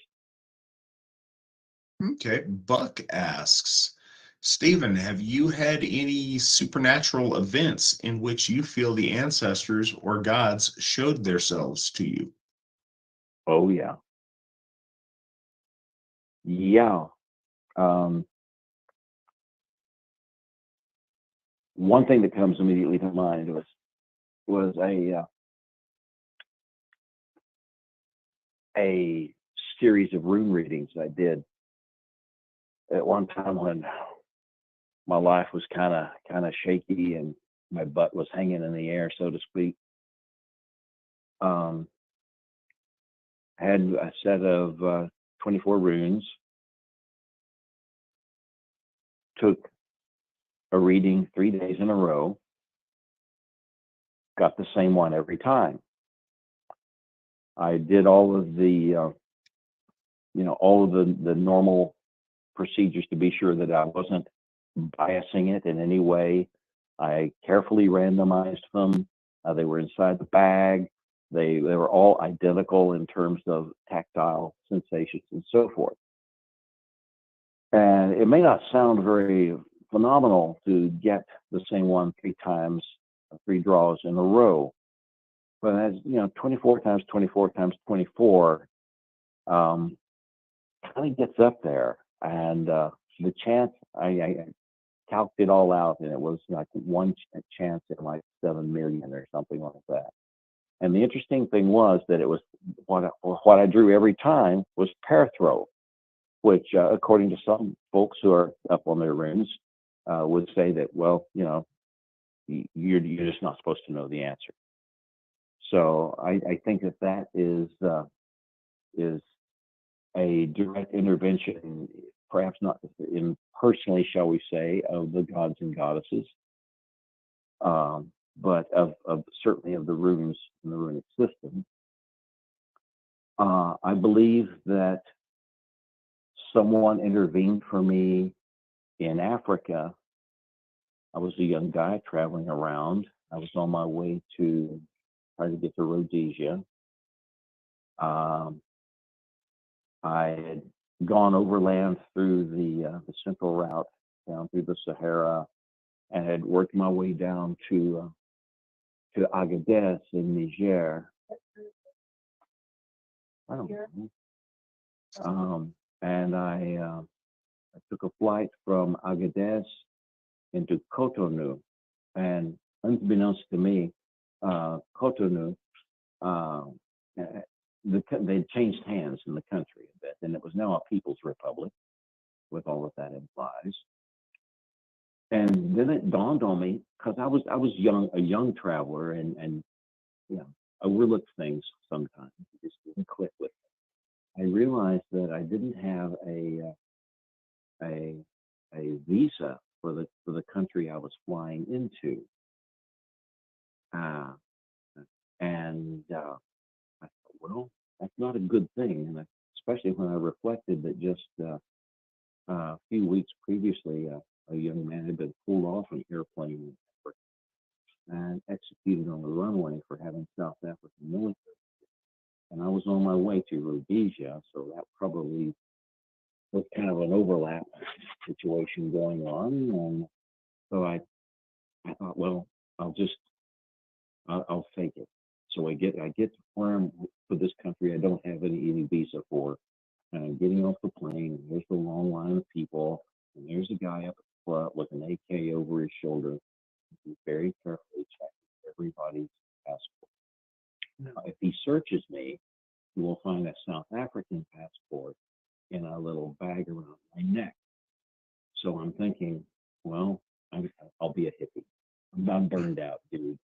Dude, I thought this was Marrakesh. So he's getting closer and closer and closer. He takes the passport from the guy in front of him, looks at it, hands it back. And then he looks through me. He looks through me. No eye contact. And takes the passport from me. Now, I can't prove that was divine intervention, but I think it was. It wasn't my. And I beat feet for the far border, so I was on the way in Nigeria. So leaving support to the guy there prior to leaving Nigeria. He looks up with me with one of these ebony and ivory grins and says, "You do not have a passport for our country." And I just sort of shrugged my shoulders and looked burned out. And he, big grin on his face, he hands me my passport.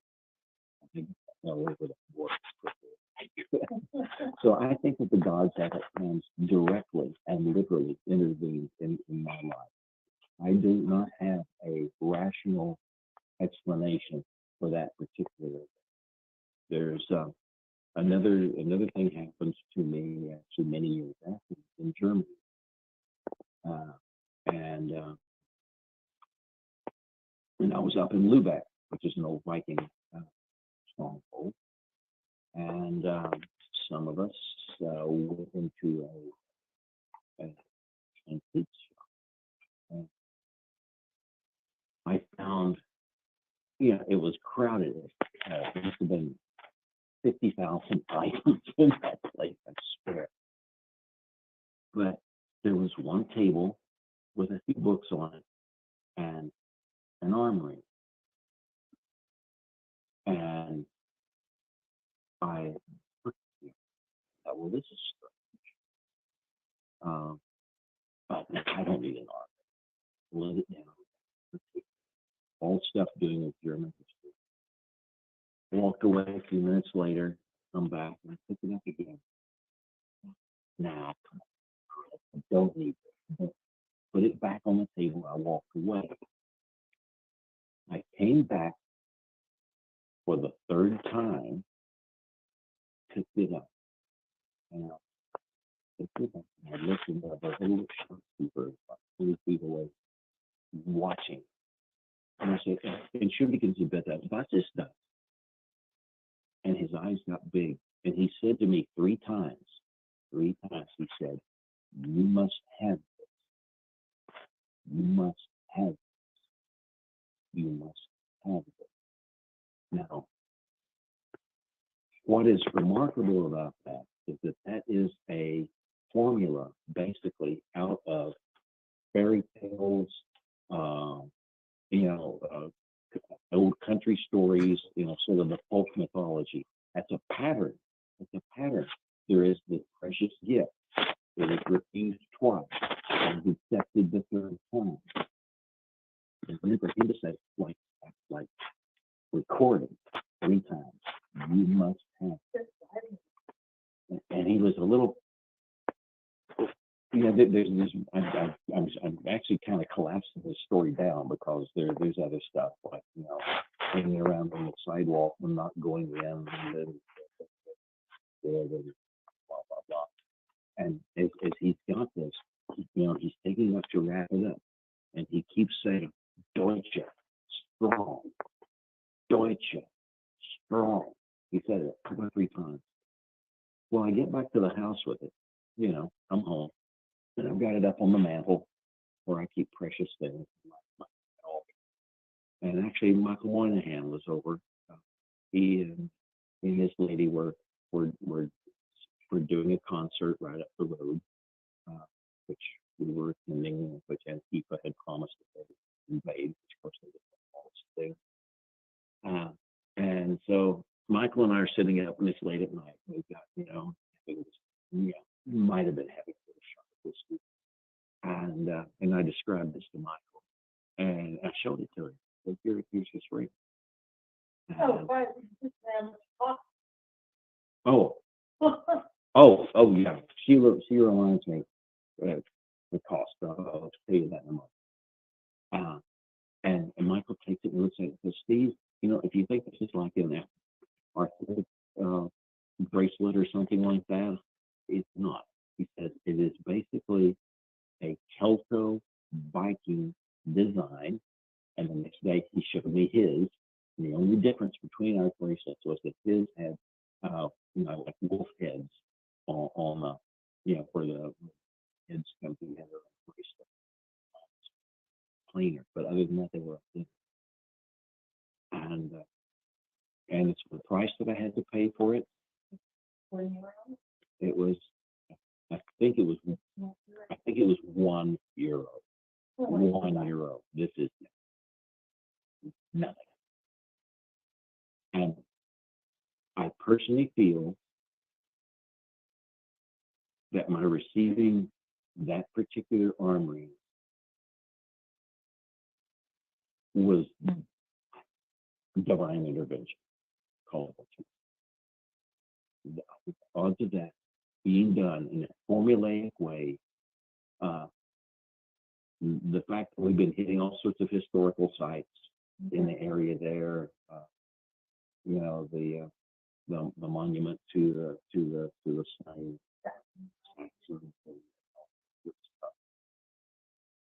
It was significant. It was significant. I feel that was direct intervention from beyond. And I still have it. And it's sitting about 8 feet from me right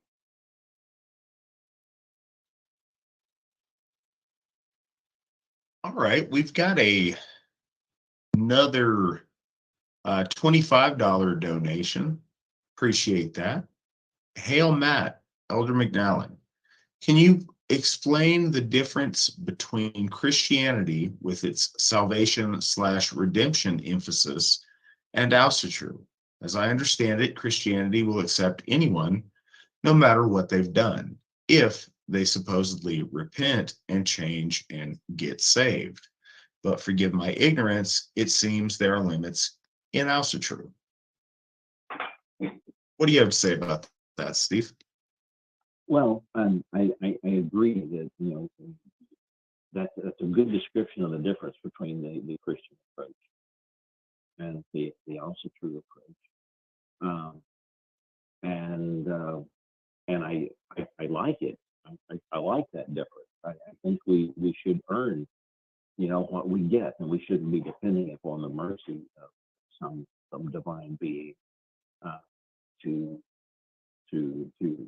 reward us for being good boys and good girls. I think our deities demand more of people, and I like it like that. I would not want it any other way.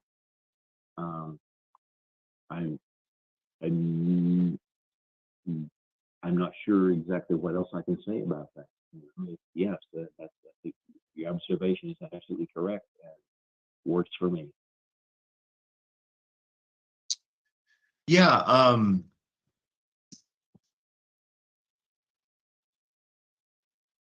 and I think it's fundamental to our concept of justice. In Christianity, the only person that matters is God. And so anything you do that's sinful or bad isn't considered in its effect on other people. It's only sinful and bad because it transgresses against the rules that their God has laid down. So the only one you have to make it right with is their God. And you do that by, your degree of submission or accepting of salvation or repenting or whatever that process is. But in Asatru, like, you should square yourself with the gods because you want to build your reputation and you want them to think highly of you and not to think you're a scumbag. But all of our concept of justice is rebalancing the scales and fixing what you broke. If you do something that's quote unquote sinful in Asatru, it's a transgression against a person or a group of people most often. And it's incumbent upon you, if you want forgiveness for that, or you want to rebalance those scales, for you to do the best that you can to fix what you broke. And if you can't fix what you broke, to do something equivalent to try to balance that. That's why vengeance culture was such a big thing for our ancestors. And it evolved into Weregild and being able to pay shield and pay a price to, give somebody the value of what you've taken from them. But then there's some things in Asatru, in Christianity, as far as humans are concerned, you're obliged to forgive everyone. And you see, it's hard because you don't want to speak ill of the families of people who have suffered terrible things. But every time every time, very often when we see a horrible event happen, you'll watch the families of raped and murdered family members rush to almost compete with one another to see who can be the fastest to forgive the assailant. And I find that disgusting, and our ancestors would have found that disgusting. There's no obligation in Asatru for us as individuals to forgive you if you do something terrible to us. Now, as noble people, I think it's virtuous to be able to let some things slide if people make a good effort and you're able to get over some things. But there's certain things that, certain lines that you cross that you can't come back from. And Asatru has no problem with that, whereas Christianity would. So I think that's, your forgiveness by other members of the Asatru faith is based on your character, your reputation, and the effort you've put forth to try to right the wrong that you've created. And no one owes you forgiveness. In Christianity, it's very different. Your approach to our gods wanting to be forgiven for bad action is about you redeeming yourself through merit, not by imposing upon their endless grace. It's a big difference. In Christianity, it's said that, man saved by faith alone and not by works, that none should boast. And this is one of the things that's always appealed to me so much about Asatru, is it's the exact opposite. You're saved by works that you might be worthy of boasting. Our gods want you to be able to boast of good works that you've done so you can outweigh bad things that you've done. Reputation is a matrix of all the things that you've done wrong and all the things you've done right, and how those balance against one another. And the only way to overwhelm a negative balance on that is to outpace it with great deeds, with heroism, with accomplishment. In Asatru, you're absolutely saved by works instead of by faith, whereas Christianity is polar opposite in that regard. I hope that gets to the meat of your question. It amazes me. We've had so many questions we've talked on, because I know these questions got asked in the chat very early in our conversation. So from Katla, Mr. McNallen, I know you do cold water immersion. Have you ever done Wim Hof breathing? And when are we going to see Matt do a polar plunge 1,000 members celebration? I don't know, Catlin. We'll see about that. I'm not a fan of the cold water, but people call me out. I might have to do that at some point. Steve, have you ever tried the Wim Hof breathing? I don't even. I'm not familiar with it. I Hmm. I had actually read a great deal about Wim Hof and his material. I just think it's a really good thing to do the contrast and temperature on water immersion and so forth. But I'm open. Tell me about it. That's going to be on Catlin to tell you about, because I'm certainly not an expert. I think it's like a rapid breathing, almost a hyperventilating breathing that accompanies some of that cold water stuff. But I don't know. I've heard great things from some people that do practice it, but I've never tried that myself or done much looking into it. Well, cold water immersion certainly takes your breath away, I believe that. Natural to do a little huff and oh crap, what have I done? The times I have non-consensually experienced cold water immersion have not been pleasant and definitely take your breath away. Yeah. We got a question. What's the thing on Stephen's neck? What's it called? They're referring to the picture we have up is that really good picture of you, Steve, where you've got the black shirt on and you've got that dragon torque around your neck. Yes. Is there any special story behind that torque? Not really. I wore it ceremonially when doing ritual and so forth. Yeah. And it's just, yeah, it signifies, the fire, the internal fire, the exterior fire, the breath being taken into the upper cauldron and, leading to the ecstatic state, that kind of stuff in theory. And I found it and I liked it, and I always wore it as ulterior building when I was doing ritual. And that's about it. We bought it in San Francisco. Sheila points out that we bought it in San Francisco. Personally, I avoid San Francisco whenever possible, but It's okay. It's pre-monkeypox. So I don't know if you guys got a chance to see this or if you even remember it. I found it yesterday when I was looking some stuff up and I uploaded them. There's a part 1 and a part 2, but I'll read the question. Nick says, so Matt recently dug up some old videos from midsummer 1994. That's some interesting outfits and ways of doing things. What do you think about the modern culture of Asatru and the way it's evolved from its early days? Is the suit and ties better? How's modernizing treating us in Asatru in your eyes? If you're unfamiliar, it's you and Ron McVan and Reinhold. Oh my God, yeah. There's like a sword dance, and there's like an operatic singer, and there was a Conan track, and Ron and Reinhold have these big like furry Viking boots. And it's, I don't know, in some ways it's obviously silly. In other ways, it's really cool to find, kind of an obscure piece of our history. And that was, about 6 months before the Asatru Folk Assembly was founded. But yeah, what do you think about the evolution of dress from that to today?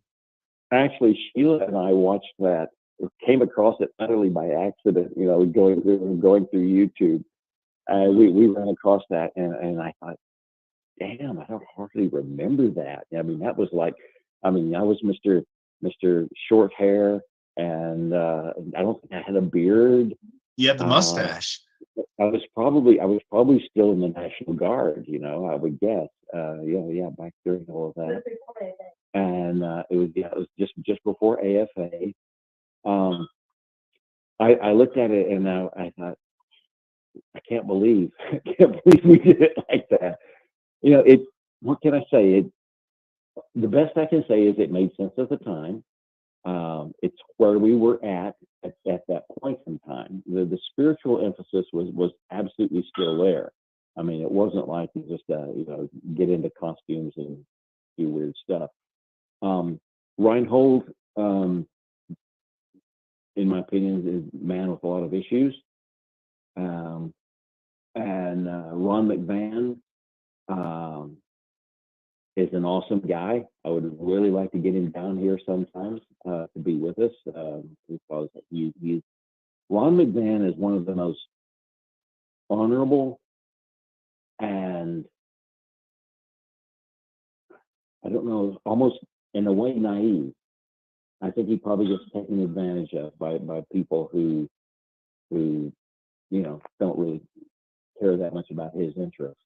But Ron McVan is an outstanding individual. Reinhold and I certainly have had our issues with each other. I'll just leave it at that.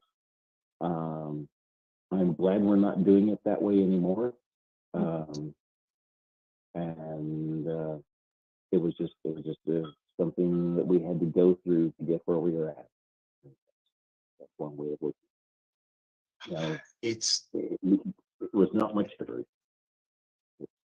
Well, I think it's important that you bring that up. It's hard. Before I posted those, like I went back and forth. I'm like, is this going to do more harm than good? This is silly looking. It's not, the image I try to put out there, but it's also a really beautiful and special piece of our history. I think that, you pointed out that the spirituality is still very much there. And I think that it's easy for that to be lost when, a 20-something-year-old looks at that today from, it's 29 years ago, and sees something that, looks kind of silly in a way, but took a lot of effort to do those things. The costuming took a lot of effort. The whole singing thing and whoever that was took a lot of effort. There was a lot of heart that was put into that. And it's important to remember that nothing, if we didn't have those steps that look awkward to us, we wouldn't be able to learn how to walk and learn how to run and be where we are today. And I hope that the future is graceful in looking at some of the stuff that we do now, that hopefully we're going to do a lot better and a lot more polished many years from now. But it's important to remember that these people were sincerely trying to rebuild that relationship with our gods, and it took a lot of shaping and forming and figuring out how to do it right. And we needed people to take those steps so we could have what we have today. That's pretty much the way it is. It's embarrassing when I look at it now. I mean, but you're right. We had to get to there and go through there to get where we are. And at no point was the dedication to the holy powers any less. I mean, I have always been serious about the gods from that very first day in room 310, Pierce Hall, Midwestern State University, Wichita Falls, Texas. That was where I made up my mind, and I made it up in full awareness of what I was doing. And even if we had to go through those to us now embarrassing, but at the time not so embarrassing phases, but that's just what we had to do. And I think we worked our way through that, and we've moved on. It's funny because watching it, I'm aware of how, people without the context might see it, but man, it was really cool to see you and Ron in ritual together, almost 30 years ago. And I wish I could have been there, and I would have thrown on some Viking clothes and some funny boots and been honored to be in that circle. Now, I would have been between 7th and 8th grade at the time, so I don't know if it would have been fitting, but yeah, it was cool to find those, I thought. Yeah. It was. It was. I couldn't believe it when we saw that. You know, we were diving into YouTube. Because we always hit YouTube. That's where we get our news. You know, off of YouTube. That where we can be selective and not paying attention to bullshit. And I saw that. Oh my god. Yeah, we watched both parts of it. Yeah. We still have in Odenshoff some of our things that are on the wall. I noticed that shield. Yeah. Exactly, Bronze shield. Yeah, it is now in Odenshoff. Ron is a good man. I would love to get him down here again. We actually got him down to our area for a Yule celebration, way back before there was a Hoff. Say again, Sheila? Around 2003, Sheila tells me. We got Ron down here, and he's a good man. I would love to be able to get him to any of our events. I would love to host an event there with him, near him, whatever is the most convenient thing to do. We would love to make something like that happen. I personally would love to get to meet the guy in person. I spoke to him over the phone briefly one time. You'd like him. He is absolutely sincere. He is. I would say if his biggest fault, it may be naivete, that he trusts people he shouldn't trust, because he's done that, I think, a number of times in his life. I think that's been a failing of a lot of great men. And if you gotta have a fault, at least that's a good honest. You could do a lot worse. Yeah. All right, so we got a question. Hey, Matt, how does one join the AFA? I'm in Virginia. Well, you're in a good place to be. We got quite a few members in Virginia. We definitely got members in all the states either side of you, and just south of you, we got Thorshoff in North Carolina. Easiest way is go to runestone.org, and there's a link that says join. Click on that. It'll give you the application, and you go from there. There's also that link on any of our local websites. Yours is going to be thorshoff.com, and that'll show you a bunch of local stuff going on in your Hoff district. Granted, Thorshoff district is our biggest Hoff district currently, but yeah, it's also got that join link there. Look forward to seeing that application. And now's a good time if you want to gear up and come down to Ostara at Thorshoff.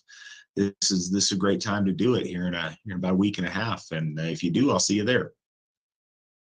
Christine asks, Founder Steve, can you please share with us your work on the 3 cauldrons? You did a presentation in 2016 that was amazing.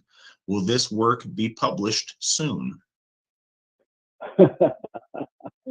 Well, yeah, I keep wanting to upgrade it and update it, and I never get around to it. I mean, I've got the original paper that I wrote, which was my master's thesis in the Rune Guild, and I'm pleased with the basic concept. Certainly, I still work with the cauldrons. Worked with them this morning. And I think there's a lot to it. Everything I've done or heard or worked with since the original manuscript, just it validates itself. And I'm actually getting some very, very nice results from it. I keep wanting to update it, expand it, and so forth. I may just give up and just publish the manuscript as it stands. I don't know. Say again, Sheila. For those who aren't aware, I was thinking about the 3 cauldrons from which Odin quaffed the mead of inspiration, Bolden, Son, and Ulveria. And it dawned on me that if we visualize those cauldrons as areas in the body, i.e. the equivalent of chakras, we get some very interesting results. And I sat down and I examined the lore in regards to the 3 cauldrons, and compared that with other Aryan, practices, the a lot of the stuff from India and so forth. And I kept getting confirmation that, okay, this looks like a workable system. And so I have worked with the three cauldrons. Bolden is the one basically in the belly. Storm is the one in the region of the heart, and then Ulfarier, understandably enough, is the one in the head.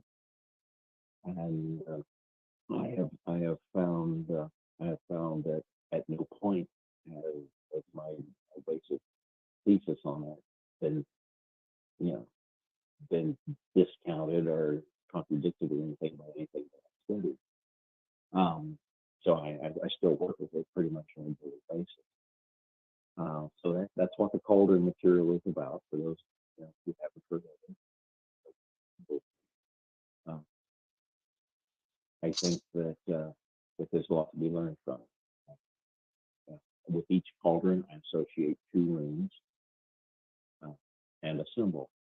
And in fact, I've gotten into considerable trouble on that. Speaking of cold plunges and hot plunges and so forth, Sheila and I go up to Sierraville, which is a spa for boys, and they've got the hot tub and then the cold immersion, and as well as a sauna. And so it's clothing optional, and I don't particularly care for clothes anyway. So up and down my spine, I've got the symbols associated with those cauldrons. At the base of my spine, I've got the old Hyperborean solar cross, which I identify with the cauldron Bolden. And then opposite my heart, I have the field thought, also known as the swastika, which is, we got that on my spine. And then on the back of my head, I actually have tattooed in a fairly discreet manner. It's getting less and less discreet as my hair gets out. I've got the trihorns. All of these 3 symbols, of course, come off of the Smaldernev stone in Denmark. You find them there, and then I identified them, I think, successfully, or at least for my purposes, with the cauldrons, and symbolized that by the spine. Well, apparently there was someone who saw the field vote / swastika on my back, and didn't approach me about it. Didn't come to me and say, so what's with the swastika? But went and complained to the manager, to whom I had to give sort of a discussion on the whole subject. But I have found that the 3 cauldrons is a system that is a doable thing. Part of my daily routine. End of story. All right. So with that, Otto Ernst Lindemann donated $102 and says, "Hail the old gods, hail the AFA." Thank you so much, Otto. I appreciate that. I put out the call, said, hey, if everybody gives 102, we're good, we're there. So far, 3 of you guys just in last 2 hours decided to step up and do that. And it's much, much appreciated. Thank you very much. Always good to hear that. So we have a question for you from Allie. She says, what is it like to have a 5 decades relationship with the Allfather? I hope to one day know, but I'd love to hear your take on it. Well, I wouldn't trade it for anything. Sometimes it's painful. You will be tested.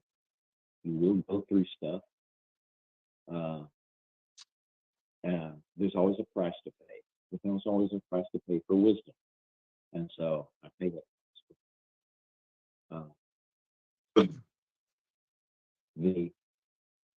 The experience with the All Father is demanding. but he's exactly what I was looking for. He holds me accountable when I get weak, when I fall down. He kicks me in the ass. I'm good with that, and I man up. And it's like getting your Ranger tab or your jump wings, basically. And I am absolutely comfortable with the path I chose. It's rough sometimes, but it's worth every bit of it. No regrets. No. All right. Our next question is from King of Cheese. A question for both. In the Have 'em All, we're instructed it's better not to pray at all than to pray too much. I've taken that advice to heart and I don't pray often, but should such advice be tempered? What do you have to say about that, Steve? I think depends on what you mean by prayer. I never pray in the Christian manner. I talk with the gods. I express my desire, my will. I give my loyalty. It's a very great deal of it is loyalty. I pledge to Odin, and it's absolutely serious. It's trying to think of a comparison.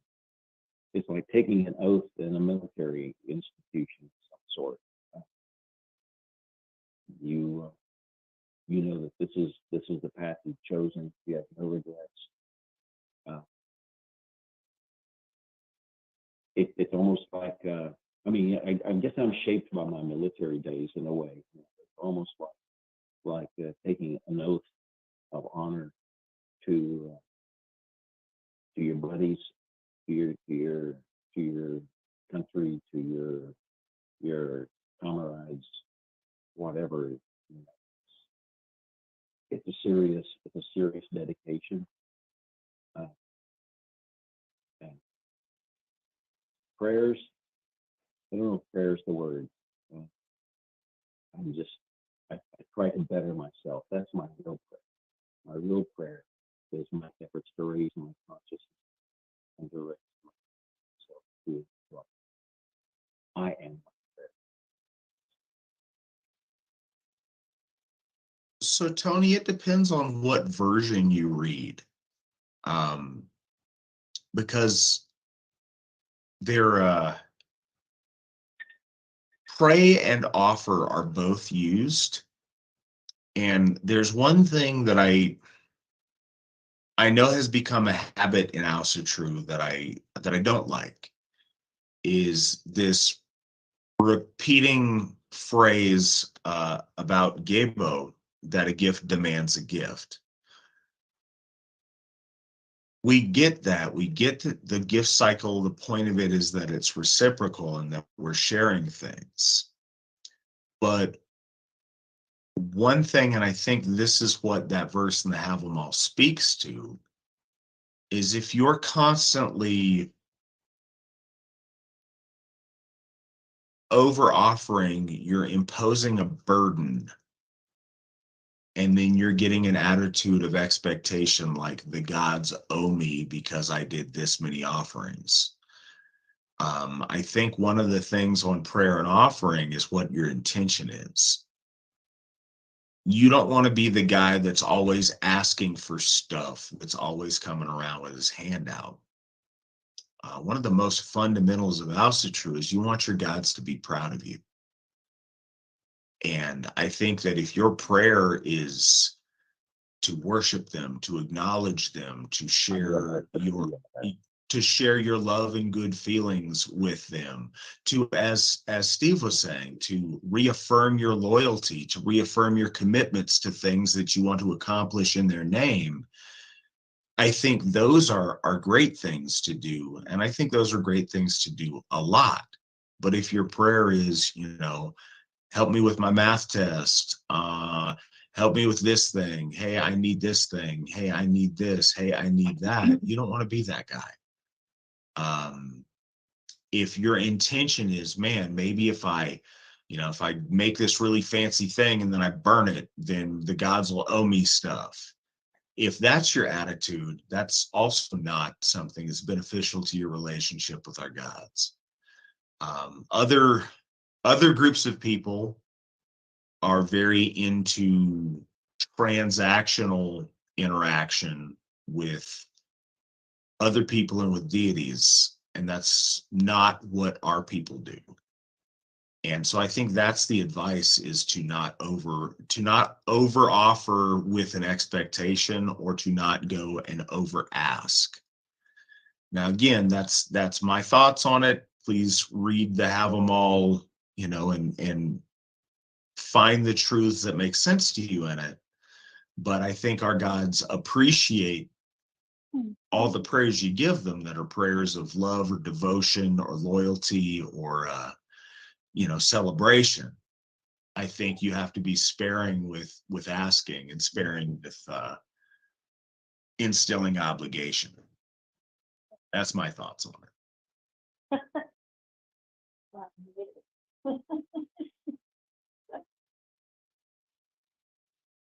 Sounds like Sheila's chuckling at me. No, she was chuckling at me, actually. All right. She was chuckling at me. I had to go to the bathroom. I'm just being obnoxious. It's cool to have you guys both No on. disrespect intended. No, you guys are fine. And another question. This is kind of an interesting one. Heathen Man asks, so besides donating, is there anything else a non-member can do to support? Absolutely there is, but I think it's challenging to figure out what that is.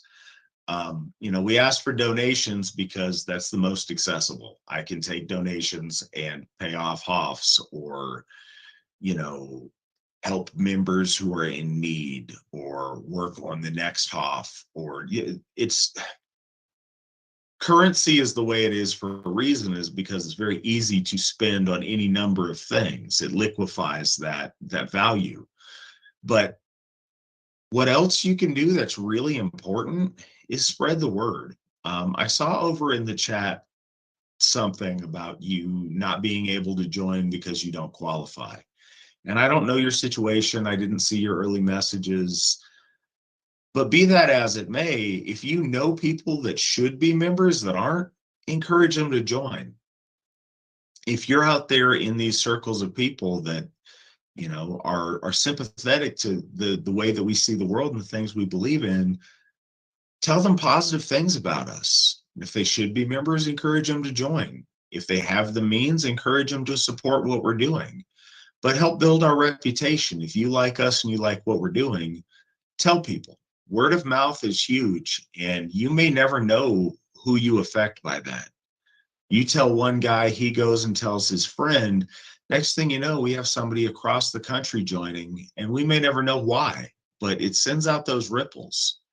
So if you like what we're doing and you support us, and the way you want to contribute is not financial, contribute by helping us build our fame. We would really, really appreciate that. And the fact that a non-member and somebody who wouldn't fit our membership criteria still wants to help us, that is very, very appreciated. And I just want to say thank you for that. Next question, Founder McNallen, what are the most influential books you can recommend to wake up and restructure our people? Not necessarily Asatru or Conan related, please. Thank you.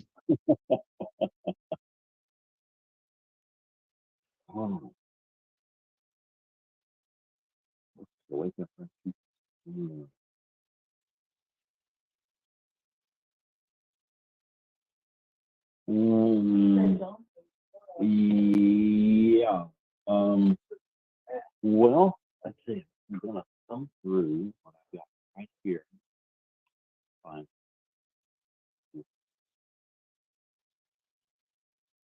And this may sound a little controversial, but One of the best books I've read that pertains to the future of our folk is A White Nationalist Manifesto by Greg Johnson. That sounds, alarming, perhaps, but it's not an alarming book. It's a very reasonable book. It's a rational book. I've known Greg Johnson since he lived in San Francisco, known him for decades. He's a good man. He's an honorable man. He is not by any means the stereotype that people quote white nationalists,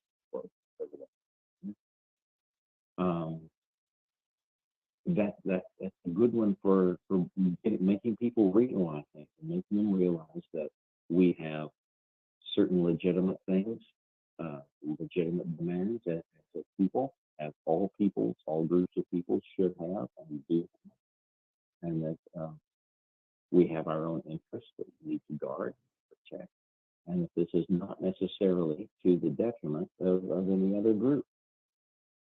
And in fact, I reread it just the other day. It's a valuable little piece. So I would recommend that one. There hasn't been a lot outside of the known Asatru circle that is particularly useful along those lines. You get some stuff that's questionable. Certainly anything that relates to our ancestral ways is good. Anything that relates to our faith is good.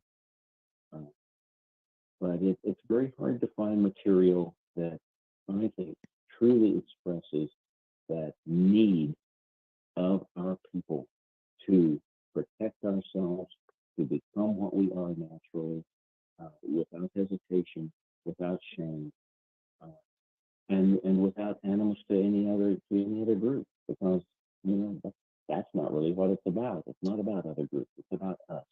What is our faith? What is our destiny? What are our interests? What do we have to ensure that 10,000 years from now, there are people like us? I think we have a great destiny, but we have to grasp it. We have to become what it will be. We have to become that, which is our and you'll find a few books that meet that demand. You meet a lot that are flaky for X or Y or Z reason.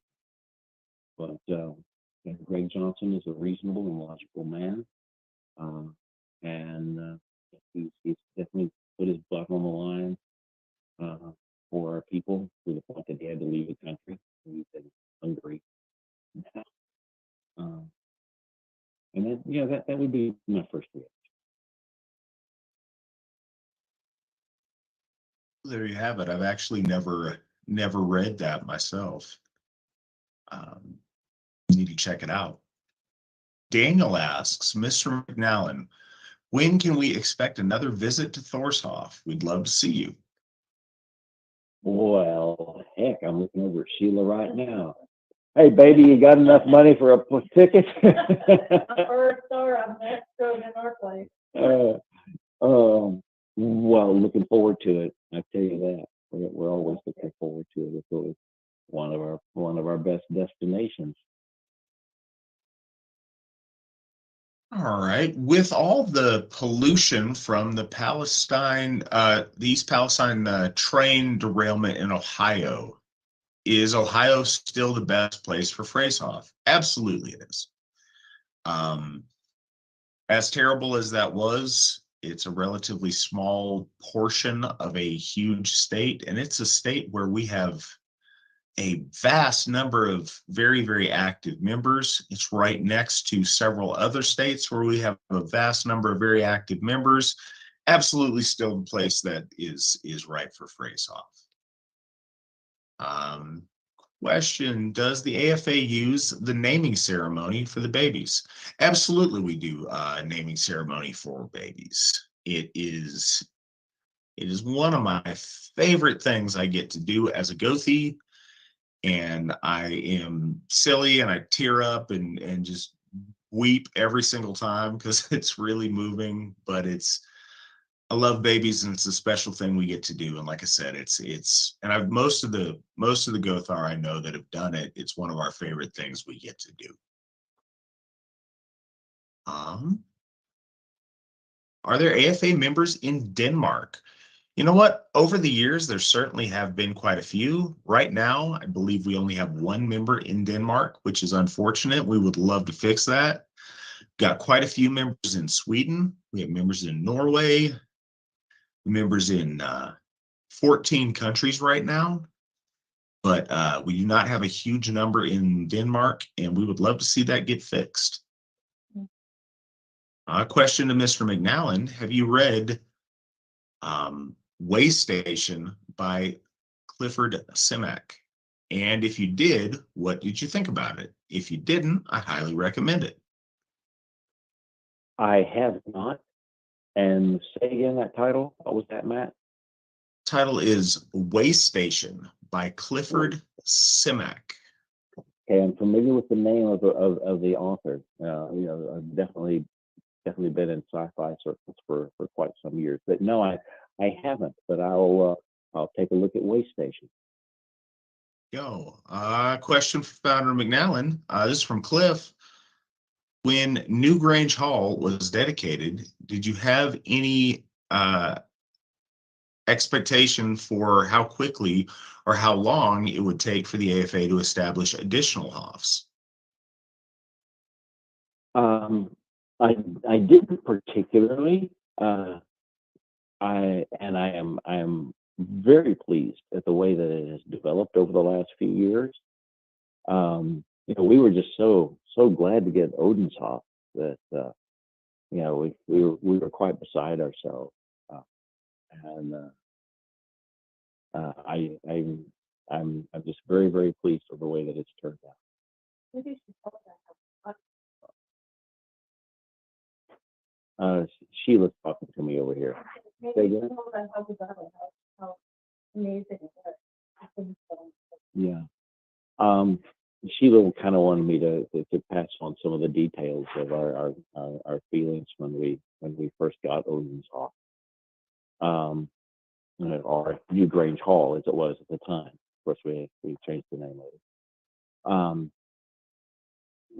We ended up there. I won't say by accident, but Thorgren had been out kind of looking for a place for us. We were looking for a place to have the first Hoff.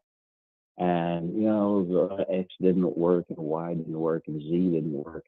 And then we had been up at another event, some up country, upstate a little bit, and we of course had a rented facility up there, and it was a nice rented facility, but it wasn't ours, But anyway, we finished up our event there, and Thorgren said, "Well, look, we'll come on by this particular location," which turned out to be, of course, Odenshoff. And we all converged on the little town of Brownsville. And here's this big building and a very nice back area, a fenced-in area, and a place that would be really nice for a ritual area. We had a huge boulder, the one that is in fact our altar stone, was there.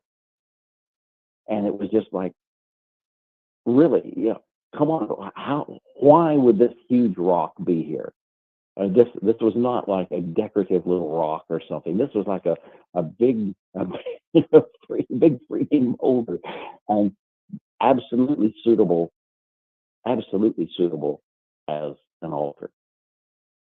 And we looked the place over, and we were impressed by it. And we all put our hands together, poured mead over our hands, and basically dedicated ourselves to getting this location. And as it is now, as the orientation is, it's really, really cool, because as you walk out of the ritual area, out of the ritual circle, right by the stone there, you look off in the distance, 100 yards or so away, there's this tall tree. And at nighttime, you will notice that the North Star is exactly over the tip of that tree. So the orientation is perfect. It's got the Hyperborean marker. It's a delightful sight. Delightful sight. We're very, very glad to have gotten it that place, as opposed to some other place that wouldn't do it all. Now it's got its disadvantages. It's an older building, and it's actually the only one of the Hofs that is not a former church. Odenshof was a former, townhouse, Grange Hall, the Grange Hall, and a gathering place for X and Y and Z, and all sorts of things were done there over the years. But now it's devoted to the one-eyed one. I love it. I'm very dedicated to it. And always eager to improve it, and make it better than it is. Shoot us with that. Say again? Come up in this summer, June 16th. We're all invited. June 16th? June 16th, guys and gals. June 16th. Come on out. We're in summer. It's going to be awesome. So, y'all come on by now. So, yeah. All right, so we've got 4 more questions lined up. More may come as we're answering them. If not, we'll call it good after those. Question. Hi, Stephen. When you were in Rhodesia, did you ever meet an American named Mike Bottoms in the SAS? Well, I didn't, but I wish I had. Actually, I hardly got to Rhodesia on that particular trip. That I made 2 trips to Africa. That one was when I was youngest. I had crossed the Sahara by land, by hitchhiking, actually, down the Central Route, gone through the interesting experience with sneaking through the border into other places. Got into Nigeria. Nigeria was a total train wreck. Parts of Africa were really nice, and I never really felt threatened. Actually, I almost never felt threatened just outside of the city. Out there, just with the ordinary Africans going about their business, I never felt in any way uncomfortable or threatened.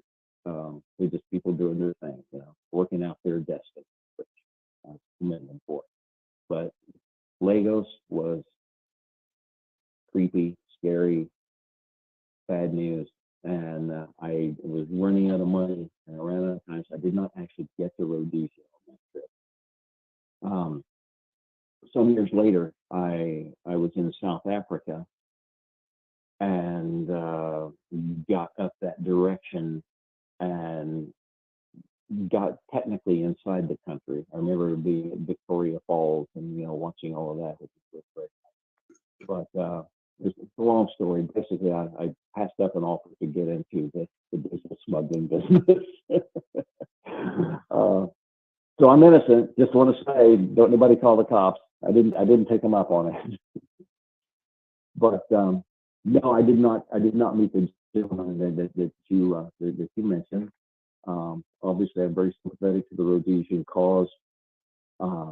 Later, I was in Bosnia with a Rhodesian. We called him Dave the Rhodesian, in fact. And Dave the Rhodesian and California lad that I've known for years and years and years. He was, AFA member back in the day. In Bosnia, we had some pictures. Unfortunately, well, no. All right. Lots of stories there I'm going to skip. Fair enough. Question, Elder McNallen, hot seat time. Hindsight is always 2020. Looking back now, is there any one specific thing that you would do differently in or with the AFA if you could? Wow.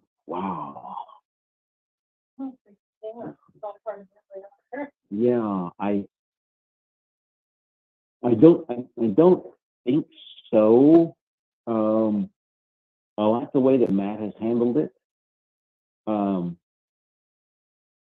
I can't think of any specific thing that I would have done differently at that point in time. I think it was just a matter of growth, just a matter of doing the heavy lifting that sometimes has to come before you get where you want to go. And then once it reaches a certain point, everything changes. And I think Matt's done a very good job of it. I'm not particularly a administrator. I think that he's just done some things I would not have thought to do, and I'm happy with that. Things change, and I did my part of that, and did it as best I could. And now he's doing, I think, an excellent job. I'm very happy to support that. And I can't look back down the line and pick out one particular deal. Like, gee, I wish we'd done this differently or that differently. I think it was a natural evolution, and I'm good with it. All right. Question. Good evening, gentlemen. In this day and age, how do you keep your faith from slipping into the realm of politics and the controversy that stems from it? What do you say to that, Steve? Well, I am very much involved in the political endeavor, to be honest. And to me, and I certainly don't want to impose this particular interpretation on anyone else, but for me, the existence of my people is a spiritual and religious necessity, absolute necessity. And so I'm involved in what many would call politics. I prefer to work on the spiritual end of things, because it's kind of like I described a while back. I think your spirituality shapes your culture shapes the politics. But anything that threatens the existence of my people or the well-being of my people absolutely will meet my hostility. So yeah, I do things in politics. I do things politically. So it's different when you were running. But say again, Sheila. I'm just saying when you were running. Oh, you yeah. had a different. Yeah, and when I was running the AFA, as Sheila mentions to me, it was different. I was much less political at that point. But I've got the latitude now. I can do things that are more politically oriented towards the existence and the furtherance of our people, and it doesn't really reflect, in my opinion, on the AFA or anything else. This is Steve doing what any citizen has the right to do, which is to engage in political things. Certainly, everyone has a right to protect the interests of their folk. So. I don't know. I don't know if that's any sort of an explanation. If I can elucidate on that, I'd be glad to. I think for me, keeping things in the right order is really important.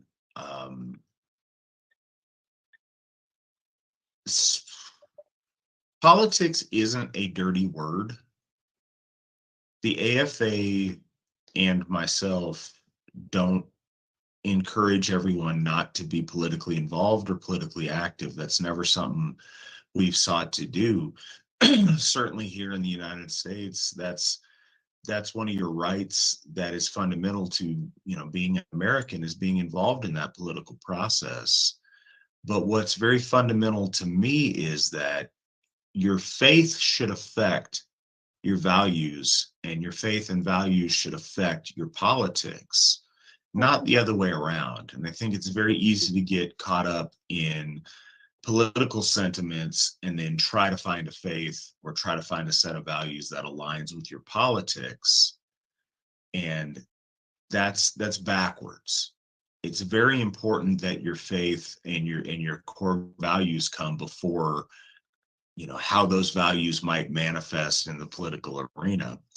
Um, you should be an honorable and noble person, and you should be an Asatru in your home, in your workplace, when you're at play, when you're at work, when you travel, when you do any of the things that you do, including when you express yourself politically. But as we were talking about on the top of the program, so much politics in this day and age, or what we consider politics in terms of discussion, is just endless complaints about things that we're not in a position to fix correctly. And it's what I do to keep myself out of hyper focusing on that sort of thing, is to look for opportunities for accomplishment that I can do. If I don't like the outcome of the presidential election last time, what am I going to do about it? Well, I can do very little, but I can go out and try to get us some more Hoffs. I can, help out folks in South Africa that are having food insecurity. There's a lot of things I can do, and focusing on those things, provides me something to do with energy that would be otherwise spent fretting about political things that I have no ability to control. So I think that's a big part of what I do. Daniel asks, Matt, can you tell us about folk services and how much it's helped folk in need? Are there any current fundraisers for folk services? There are. So some of you may not be aware of this. In the AFA, I'd say around 2012 or so, we started the folk services program, and it's a way of us helping AFA members that fall on hard times. So when we have members of our AFA family that, have that life happens, we always talk about how life happens. But if something catastrophic happens medically or with housing, or, people all of a sudden can't find something to eat for the next, till the next paycheck comes in, or whatever the case may be, we collect funds so we have the ability to help that. And a lot of the things in life, like we can't buy a new house, we can't fix a lot of things, but we're to a point now that we can help people. If you and your family are on the street, we can put you up for a couple of nights. If people are hungry, we can get y'all something to eat. If something happens and if you don't pay a bill, you're going to lose your home. There's things that we can do. And so we come together through donations, and the AFA members all kind of chip in, and we're able to help out those members of our AFA family that are struggling. And I see Nick's throwing up the links over there for those of you that are listening to this on Spotify, runestone.org/donate. And there's links there to different programs you want to donate to. Folk services goes to helping people who are, members who are struggling, so we can take care of our own. We do right now, we have a member that's truck, which is their means of income, got repossessed, and he's trying to fix that situation. I know that fundraiser is going on. And also an elderly goathy of ours who has fallen on some hard times with some health issues and some economic issues, and is not doing well with the storms going on in California right now. Thorgren Auden and his wife, they're struggling a little bit, so we're trying to raise some money to help that out. Those two are going on currently. But as always, thank you guys so much for your generosity, and we really appreciate all the help that you guys do.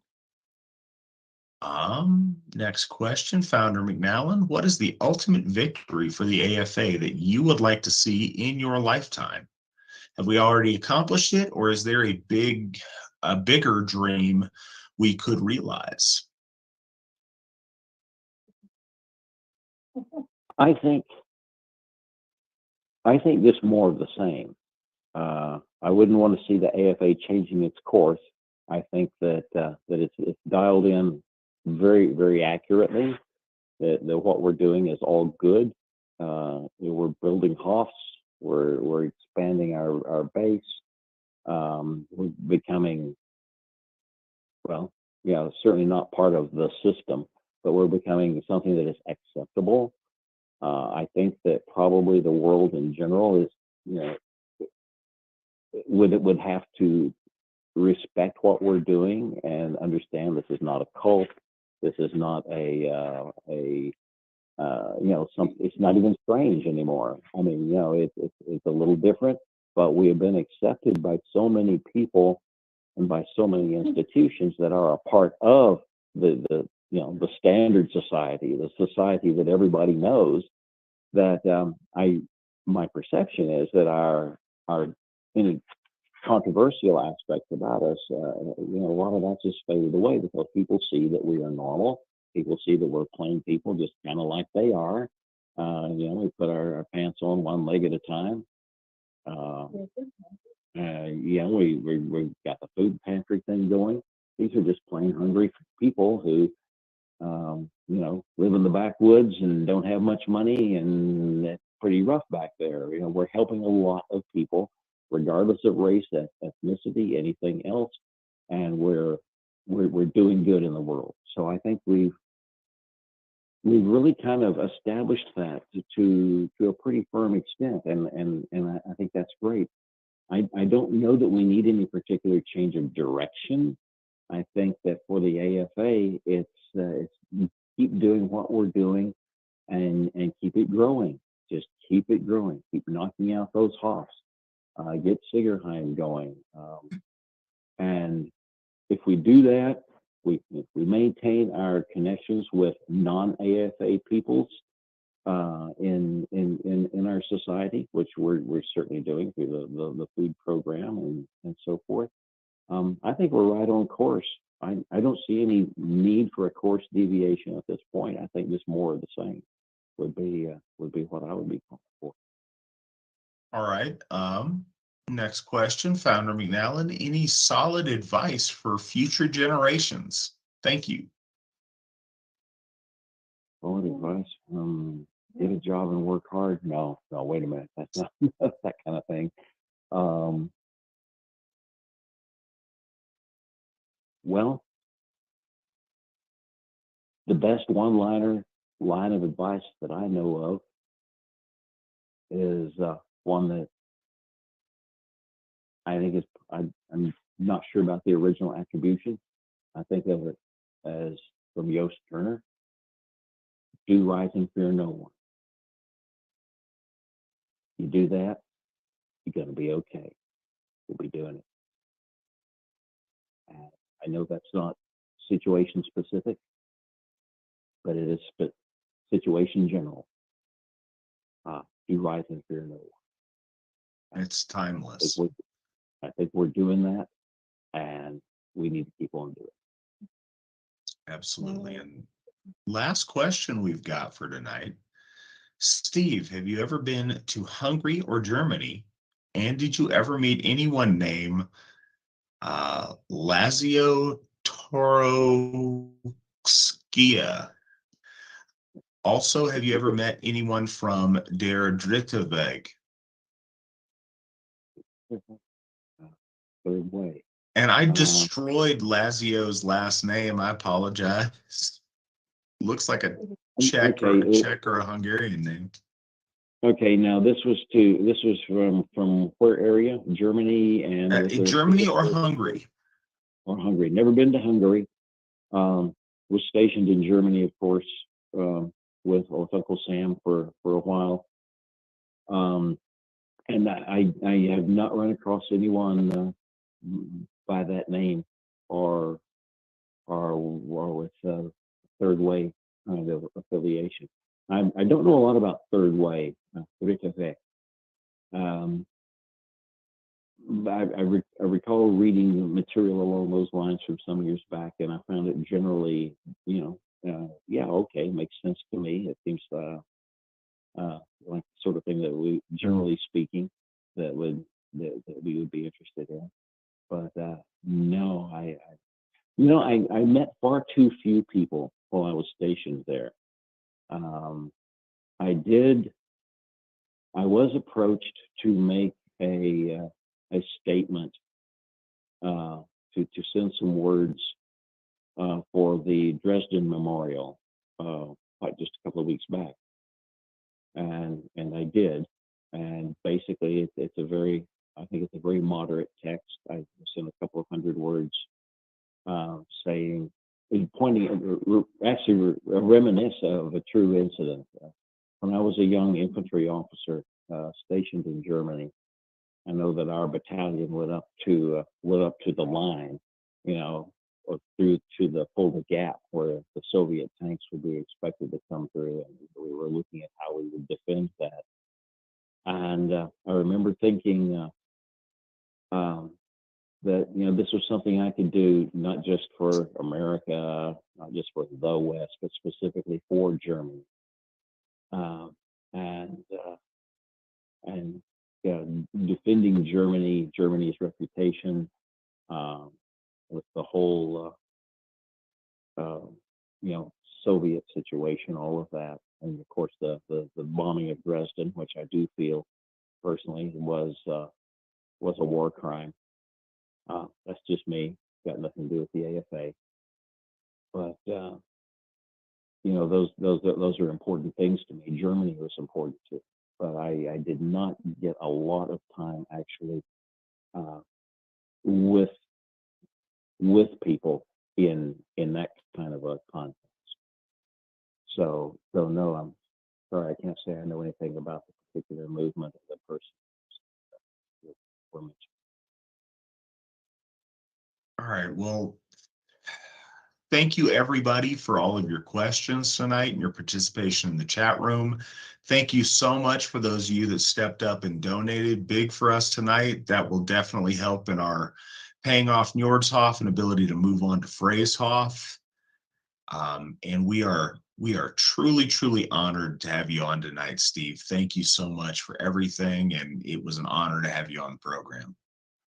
I'm very pleased to have been a participant in this, and I thank you very much for including me.